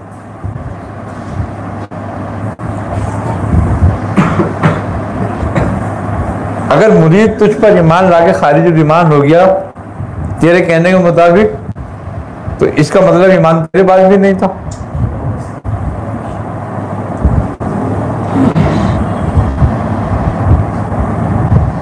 सीधी बात तो यही हुई।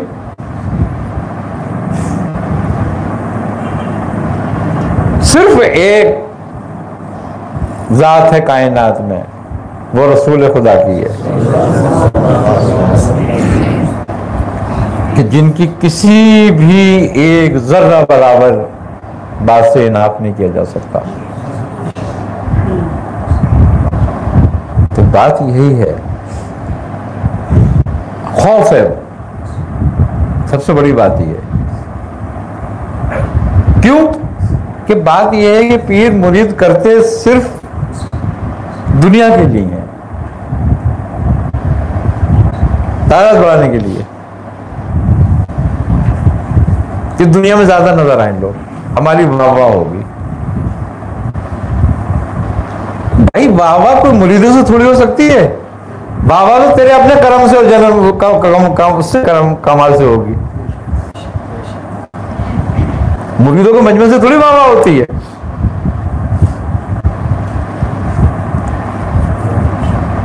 और मजे की बात यह है कि तू इनमें मकबूल और वहां मरदूद हो।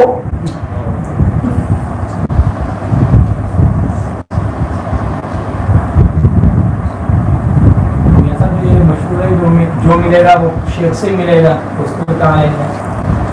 देखो नबी करीम सल्लल्लाहु अलैहि वसल्लम ने फरमाया, वल्लाहु मोतियो कासिम, कि अल्लाह देने वाला है और मैं तकसीम करने वाला हूं। तो पीराने इकराम, सूफिया इकराम जो आपकी तहत हैं, जो आपके जेर कदम हैं, उनको यही जिल हासिल है।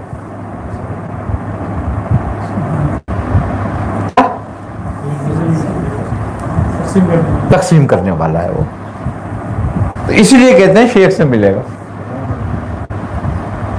आई ना समझ में बात।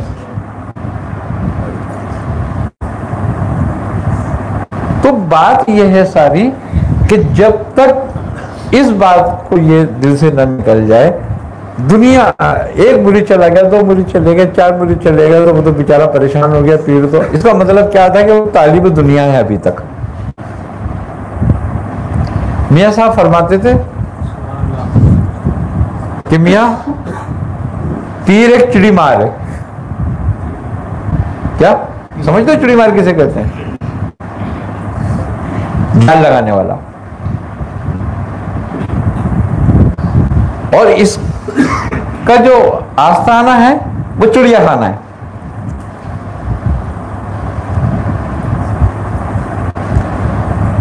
इसका काम है जाल लगाना। अब इसमें परिंदे आन के फंसते रहेंगे, फंसते रहेंगे, फंसते रहेंगे। तो इसका मतलब और मकसद चिड़िया, तोते, कौवे पकड़ना नहीं है। ये जाल लगा के बैठा रहता है किसी बाज के लिए कि वो फंस जाए आन के, कि जब वो फंस गया तो इसकी मेहनत वसूल हो गई। इस सारे चिड़ी तोतों को आजाद कर दे, रखे जो चाहे करे। इसने बात पकड़ना है बस। आई ना समझ में बात? तो अपना काम करते रहो। तो जब से लेके आज तक हमारे ध्यान में तो यही बात रही।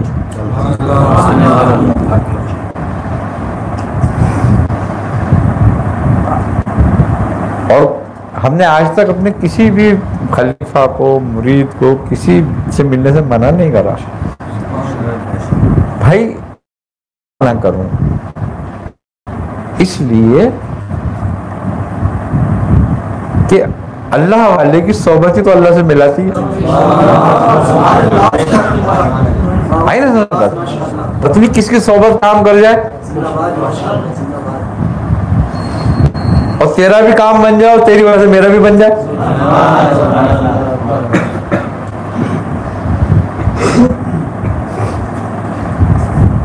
क्योंकि जो काम हम अल्लाह के लिए कर रहे हैं तो फिर अल्लाह वालों से बोझ क्यों रखें?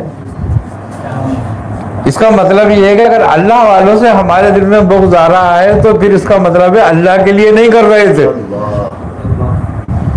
फिर दुनिया के लिए कर रहे थे। क्योंकि दुनिया और अल्लाह, दुनिया अल्लाह वालों के दुश्मन है।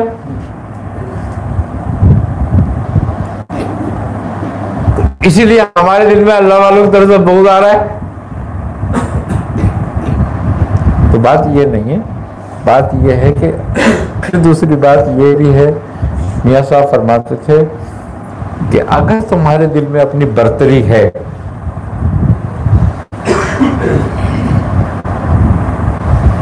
तो वो जाहिर ऐसे ही होगी। कैसे होगी? कि तुम अपने पैरोकारों को, अपने मुरीदों को, अपने खुलफाओं को लोगों से रोकोगे, बचाओगे। तो लोगों, अल्लाह वालों से जब बचाओगे तो इसका मतलब ये है कि तुम अपने आप को उनसे ज्यादा बेहतर समझते हो। तो इसका मतलब ये है कि अभी भी तुम्हारे अंदर जो है वो तकब्बुर और रौनत बाकी है। तो जहां तकब्बुर और रौनत और रियाकारी होगी वहां खुदा नहीं होगा। तो ये तो हमारे पिराने कलाम को सोचना ही चाहिए इस बात को। तो क्यों कि सूफिया बिरादरी एक घर है, एक खानदान है, और खानदान में बुग़्ज़ पैदा करना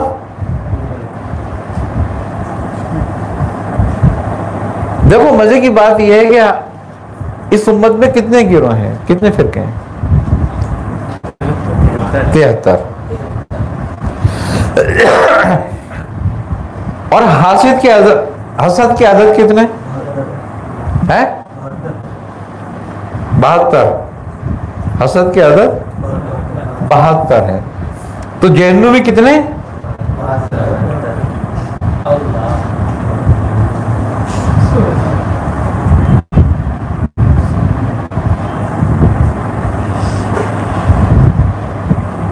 दुनियादार से हसद जहन्नम में ले जाती है तो अल्लाह वाले से हसद का ले जाएगी।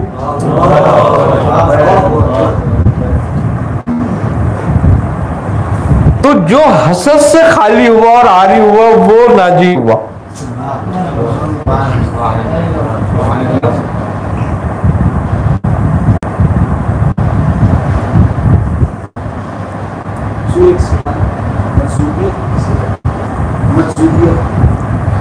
मजसूबियत यह है कि जब जिक्र का अल्लाह के और अल्लाह के इश्क अकल पे गलबा कर जाए तो मजसूब हो जाता है आदमी। ऐसा समझ बात। हम जब जिक्र करते हैं और जिक्र में इतने महव हो जाए, इतने महव हो जाए, इतने महव हो जाए कि उस जिक्र के अलावा कुछ रह ही ना जाए तो मजसूब हो जाता है आदमी, हालत जज्ब कायम हो जाती है। तो अकल पे जिक्र का गलबा हो जाना और जिक्र का नूर अकल के नूर के साथ मुस्तसिल हो जाना हालत जज्ब है। सूफी का रुतबा सबसे सूफी का रुतबा अफजल है इसलिए कि सूफी की इब्तिदा सिद्क़ और सफ़ा से है और ये सिद्दीकीन से है। तो नबियों के बाद किसका जिक्र किया कुरान ने? सिद्दीक़ीन का, नबीयीन सिद्दीक़ीन व शुहदा सालिहीन। इसलिए सूफी का मर्तबा बड़ा है, लेकिन सूफी होना बहुत मुश्किल काम है।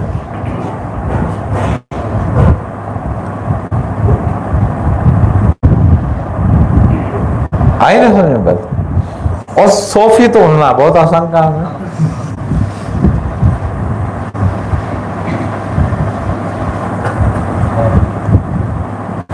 अब क्या है, इसको मिला के पढ़ लें, क्या है सबको के साथ पढ़ लें,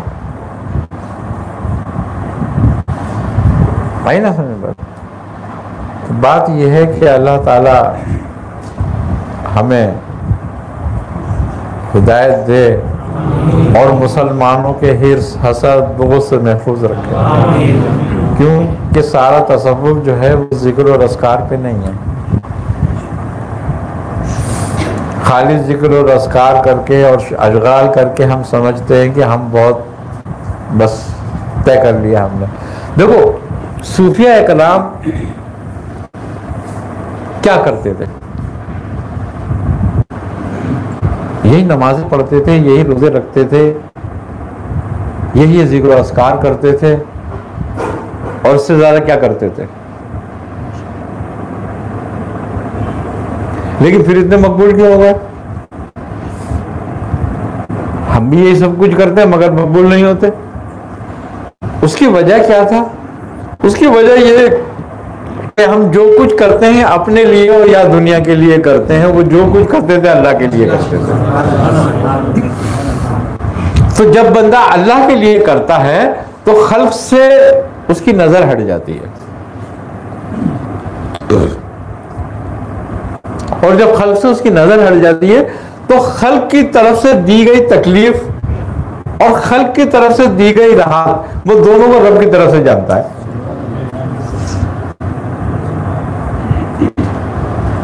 तो जब वो फाइल हकीकी को जानता है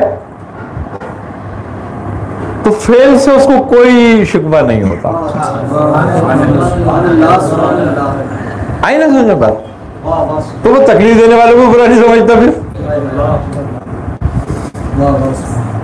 हजरत मंसूर अलाज को जब सूली चढ़ाई जा रही थी तो आप सूली चढ़ाने वालों को दुआएं दे रहे थे।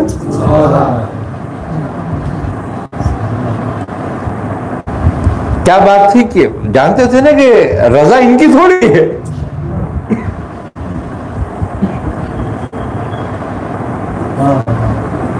तो बात यही है सारी कि यही बस बातें हैं कि अगर हम मिसाल के तौर पर जो कुछ अपने लिए करते हैं, जो कुछ खल्क के लिए करते हैं, तो हम यही चाहते हैं कि सिला भी इन्हीं से मिल जाए हमें, और जब नहीं मिलता तो हम उन्हें बुरा भी समझते हैं। यही बात फिसाद की बनती है। इतना ही फर्क है हमारी उनकी इबादतों में। अगर हम ये फर्क निकाल दें तो कल आप भी मकबूल हो। देखो हर वली का एक माजी है।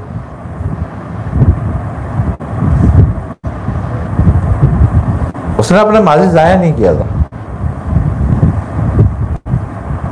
हर वली का एक माजी है और हर आसी का एक मुस्तकबिल है। अब वो चाहे तो अपने मुस्तकबिल को उसके माजी की तरह कर ले, तो ये भी वली हो जाएगा। वली के लिए कोई मोहर नहीं लगाई हुई कि भाई ये होगा ये नहीं होगा।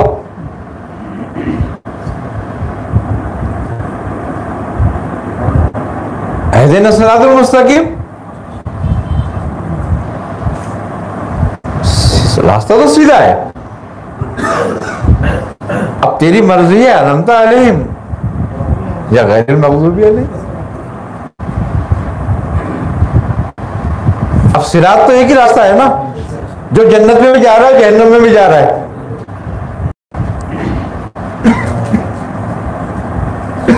उसी में से गुजर के जन्नत में जाना पड़ेगा ना।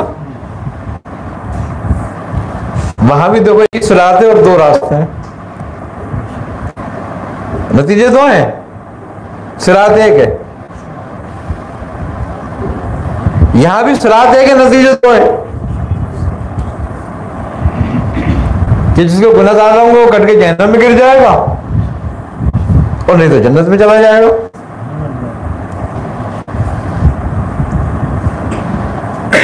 ये सिरात जो तुम यहां मांग रहे हो, ये बीज है उस फल का।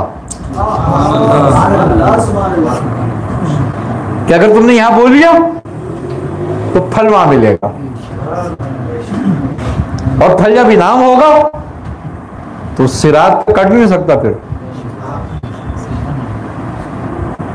वो अपनी रहमत से भी पहुंचा देगा वहां पे। तो बात यही है कि रास्ता एक ही है, नतीजे दो हैं। जैसे कि हम इबादत करते हैं और औलिया अल्लाह इबादत करते हैं, लेकिन नतीजे अलग अलग निकलते हैं। इबादत वही कर रहे हैं, 5 नमाज वक्त की वो भी पढ़ रहे हैं, शरीयत की पाबंदी वो भी कर रहे हैं, तकवे में वो भी हैं, शरीयत की पाबंदी हम भी कर रहे हैं, तकवे में हम भी हैं, लेकिन नतीजा वो नहीं है। और उस नतीजे का मकसद वजह ही सिर्फ यही है कि हम जो कुछ कर रहे हैं अपने लिए कर रहे हैं, वो जो कुछ कर रहा है रब के लिए कर रहे हैं। हम मुत्तकी यहाँ इसलिए होते हैं ताकि लोग देखें तकवा है, भाई मुत्तकी आदमी है, ये परहेजगार है, इज्जत हो।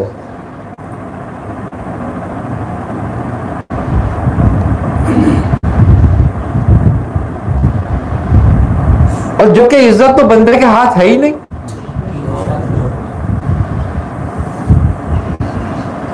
बताइए मंतशा, फिर तू किस बंदे से इज्जत लेना चाहता है?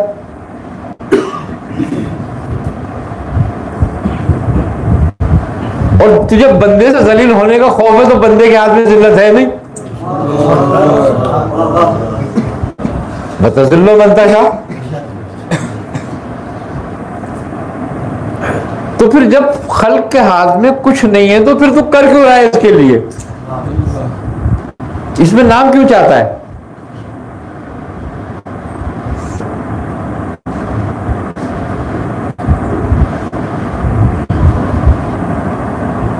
उससे पहले हम जैसे मुत्तकी मर गए, आज कोई जानता है उनको? कोई भी नहीं जानता।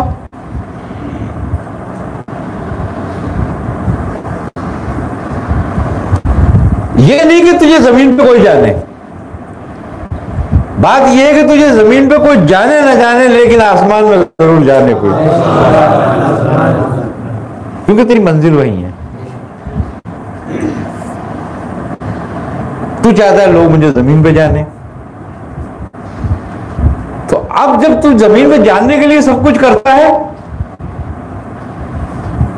तो नतीजा भी जमीन वाले ही तुझे देंगे, उसका सिला भी, और फिर वो वाह वाह वाह वाह करके काम खत्म कर देते।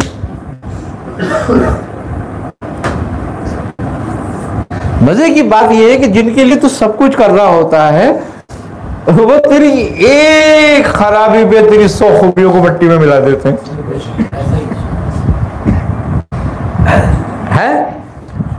और जिससे तुम मोड़ना होता है वो तेरी एक खूबी पे तेरी 100 खराबी मिटा देता है। तो वो ज्यादा रफीक है जो तेरी एक खूबी पे तेरी 100 खराबियां मिटा दे, या वो ज्यादा रफीक है जो तेरी एक खराबी से 100 खूबियों को मिटा दे? तो जब ये बात समझ में आ जाती है ना, तो फिर सारी चीजें काबिल कबूल हो जाती हैं, वरना कुछ नहीं। देखो अल्लाह ताला कुरान करीम में फरमाता है ना, नमाज के बारे में, कुरान के बारे में, कि और जब तुम नशे में हो तो नमाज के नजदीक ना आना है। जब तुम नशे में हो कि नमाज के करीब ना जाना, अपनी इबादत से मना कर दिया। नमाज क्या अल्लाह की मोहब्बत कुर्ब,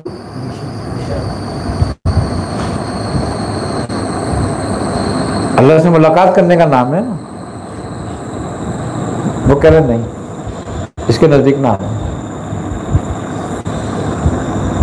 वो नशा कितनी देर का होता है?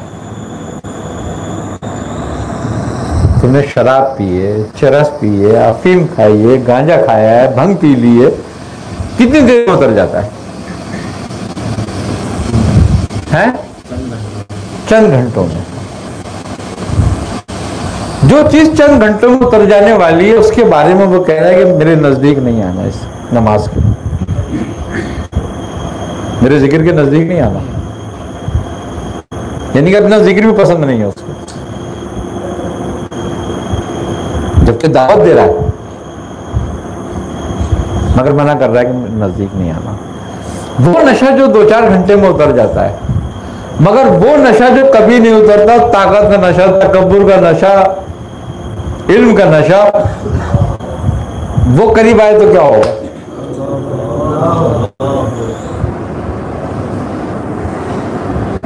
तकवे का नशा, नशा खाली वो ही नहीं है जो हम अफीम चरस गांजा का करते हैं, वो तो थोड़ी देर में उतर जाता है, और वो उतर भी आता है, वो तौबा भी कर लेता है। ये वो नशे हैं ताकत का, इख्तिदार का, इल्म का, तकवे का, जो कभी उतरते ही नहीं, और ना ही इनसे कभी तौबा करता है।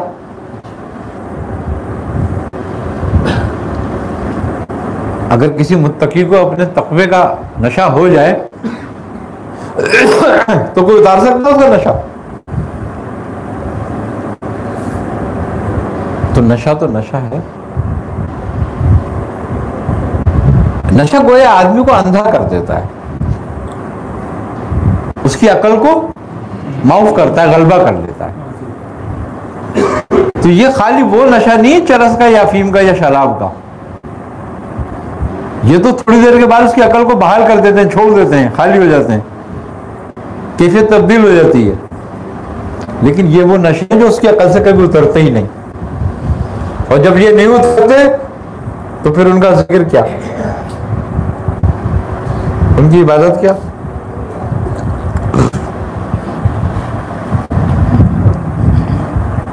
समझने वाली बात यह है कि तुझे किस चीज का नशा है।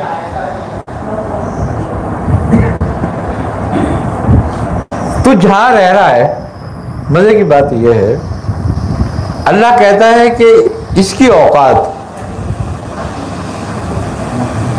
यानी कि दुनिया की, मच्छर के पर के बराबर भी नहीं है हमारे सामने। तो जिसकी औकात रब के सामने मच्छर के पर के बराबर भी नहीं है, तो उसमें तू किस नशे में है?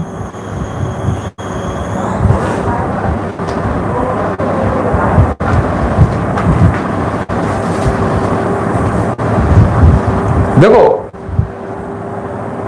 खुदा की जो मारिफत है ना,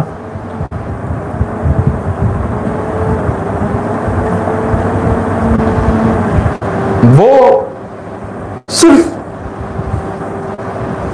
दुनिया को पहचानने के राज हैं।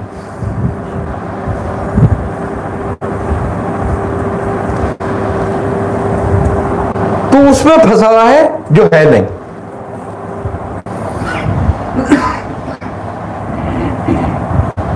और उससे मुंह मोड़ रहा है जो है।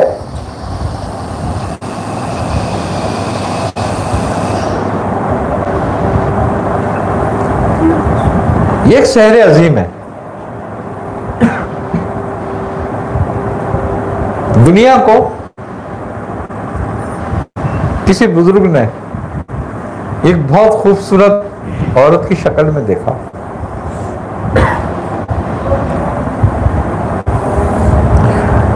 तो उन्होंने उससे पूछा कि तू इतने बरस क्यों हो गई, फिर भी जवान है?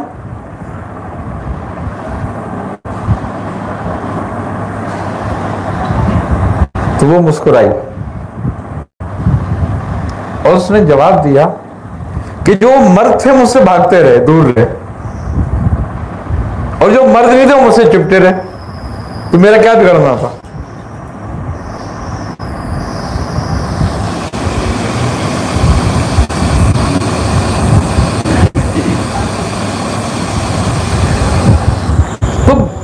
बात क्या है, इसकी इब्तिदा यह है कि हम जिंदगी को ख्वाहिश पे नहीं, जरूरत पे गुजारें।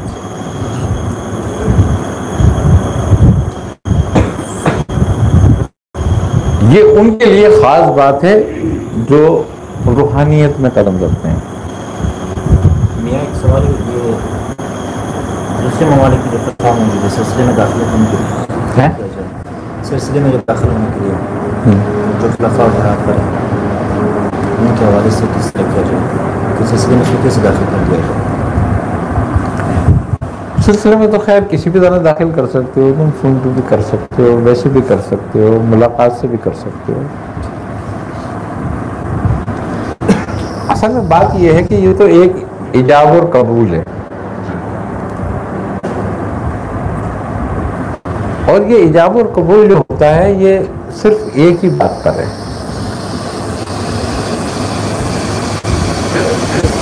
कि ये इजाब और कबूल जो है वो अल्लाह और उसके रसूल के रास्ते के लिए है,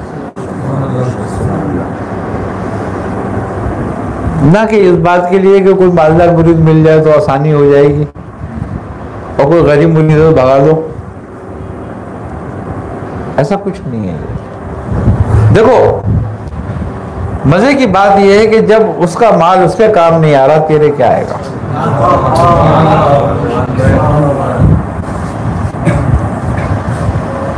सीधी बात तो ये। हजरत बहलूल दाना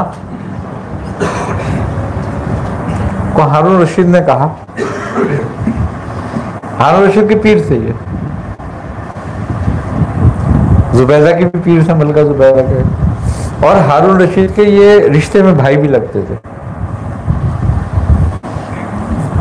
तो उसने कहा कि मैं कुछ जायदाद जमीनें तुम्हारे नाम कर रहा हूं, तो आप उसको देखते रहे। तो उसने कुछ रकबे का नाम लिया, इतने गांव या इतने इलाके तुम्हारे नाम लिख रहा हूं।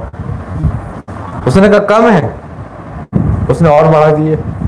आप फिर भी उसको देखते रहे, फिर उसने और बढ़ा दिए। तो उसने कहा क्या कम है ये? तो फिर आप मुस्कुराए। आपने फरमाया दुनिया तो हमने दुनिया तो तुझसे क्या लेंगे?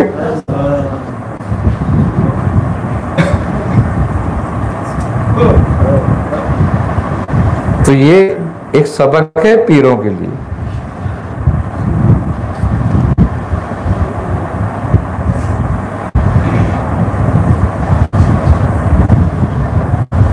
आई ना समझ बात कि जब देनी है तो उसने खुद देनी, नहीं तो किसी में नहीं देनी।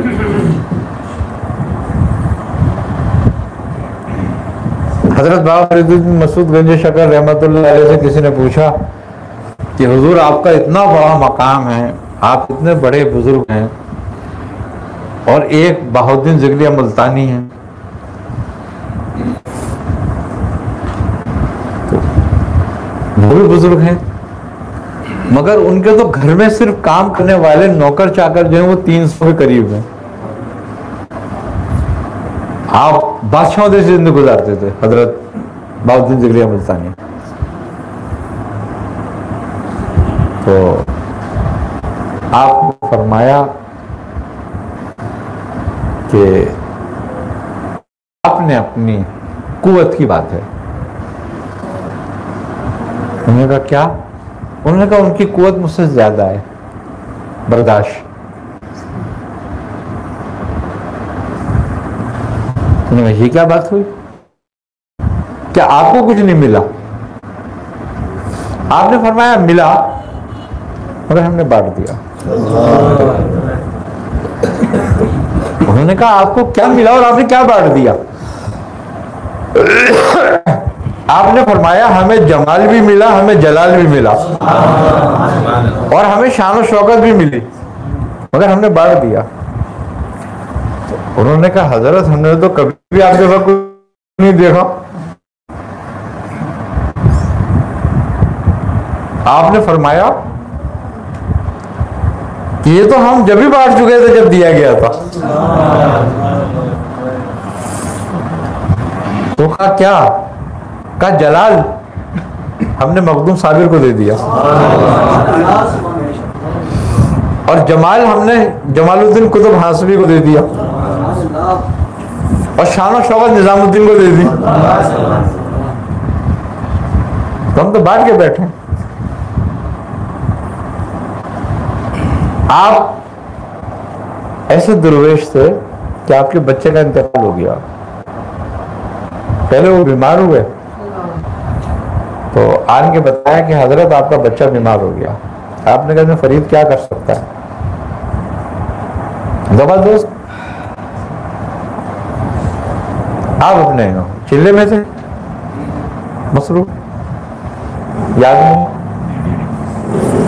फिर वो आए, उन्होंने कहा हजरत शदीद बीमार हो गया है। आपने बोला फरीद क्या करेगा इसमें,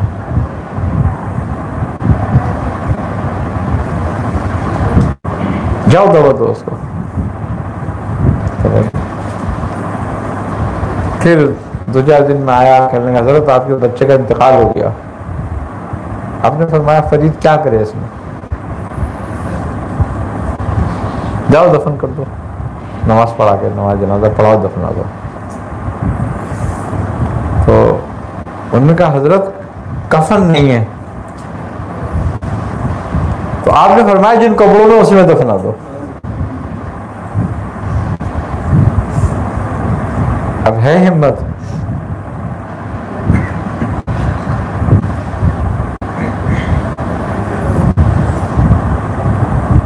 देखो हमेशा याद रखो, जब आंख होती है ना तो दूर तक का नजर आता है। किसी की दूर की निगाह कमजोर होती है, किसी की निगाह तेज होती है, उसको दूर तक नजर आ रहा है। जिसकी कमजोर होती है तुम कहते हो यार फला जगह खड़ा होगा, फला चीज वो कहेगा नहीं मुझे तो नजर नहीं आ रही।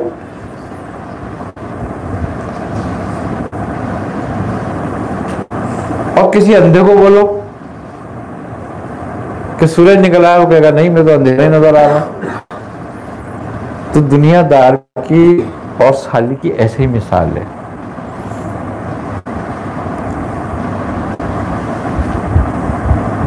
तो वो जो कुछ देख रहा होता है वो रजा देख रहा होता है, और दुनियादार सबब देख रहा होता है। अब किसी दुनियादार से बात करो कहेगा ले ये तो उनको फर्ज है अपनी औलाद को देखते। अब भाई जिसमें फर्ज है वो देखता है तो क्या होता है, क्या बच जाता है आदमी। बात यही है कि जिसने रजा को समझा वो कामयाब हुआ, और जिसने सबब को जाना तो समझ लो उसने सबब को ही अपना माबूद बना लिया।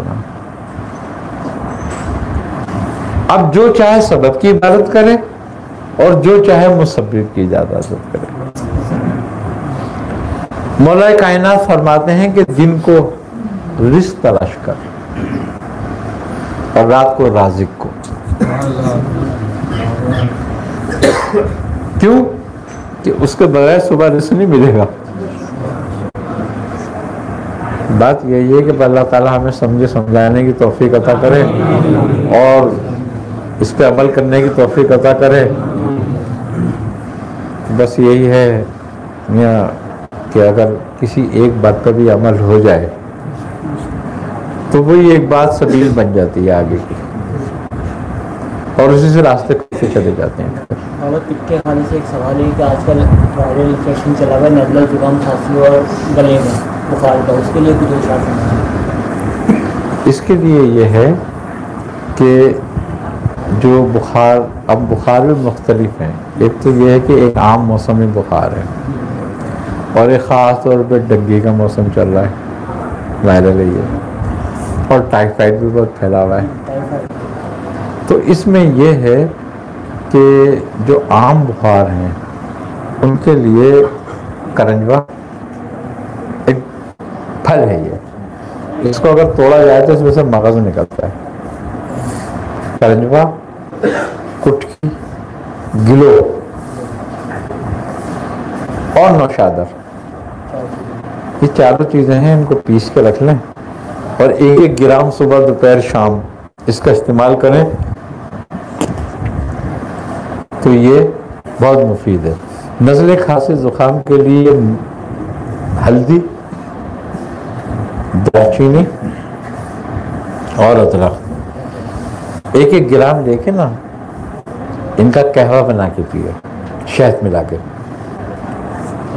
तो इस इन्फेक्शन के लिए बेहतरीन है ये। हल्दी साबुत, साबुत हल्दी ले ले, अगर साबुत ना हो तो किसी भी ले ले, जैसे भी हो बदल को, ऐसी बात नहीं। अल्लाह ताला अल्लाहुम्मा सल्ली अला मुहम्मद मादिन जूदी वल करम मंबा इल्म वल हिल्म वल हिक्म वल इख्तिबार व बारिक व सल्लल्लाहु अलैहि या इलाहुल आलमीन या रब्बुल आलमीन। अपने हबीब सल्लल्लाहु अलैहि वसल्लम के सदक़े तो फैल में हमारी दुआओं को अपनी बारगाह में कबूल फरमा। या इलाहुल आलमीन, ये जो सही हम कर रहे हैं, हम लोग करते हैं सब मिल के, उसको अपनी बारगाह में कबूल फरमा। या इलाहुल आलमीन, हमें हर तरह की ज़िल्लतों से, रुसवाइयों से, गुमराहियों से महफूज फरमा, ज़ाहिरी बातनी इमराज से महफूज फरमा। या इलाहुल आलमीन, हर तरह की नेमतें, रहमतें, बरकतें अता फरमा। या इलाहुल आलमीन, अपने हबीब सल्लल्लाहु अलैहि वसल्लम के सदक़े इत्तिफ़ाक़ में हमारे कबीरा सग़ीरा गुनाहों को माफ़ फरमा। या इलाहुल आलमीन, अपने हबीब सल्लल्लाहु अलैहि वसल्लम के सदक़े इत्तिफ़ाक़ में जो हमसे पहले मोमिन मोमिनात, मुस्लिम मुस्लिमात, सालिहीन सालिहात दुनिया से रुखसत हो चुके हैं, उन सब की मग़फ़िरत फरमा, उनको अपने जवाहिर रहमत में जगह अता फरमा। या इलाहुल आलमीन, अपने हबीब सल्लल्लाहु अलैहि वसल्लम के सदक़े इत्तिफ़ाक़ में हमें हमारे बुजुर्गों के नक्शे कदम पर चलने की तौफीक अता फरमा। या इलाहुल आलमीन, हमें अताअत और मोहब्बत रसूल सल्लल्लाहु अलैहि वसल्लम अता फरमा। या इलाहुल आलमीन, अपने हबीब सल्लल्लाहु अलैहि वसल्लम के सदक़े इत्तिफ़ाक़ में हमारा खात्मा बिलखैर फरमा। रब्बना तक़ब्बल मिन्ना इन्नका अंतस समीउल अलीम व तब अलैना इन्नका अंतत तव्वाबुर रहीम। सल्लल्लाहु तआला अला खैरि खल्क़ि मुहम्मद व अला आलिहि व सहबिहि।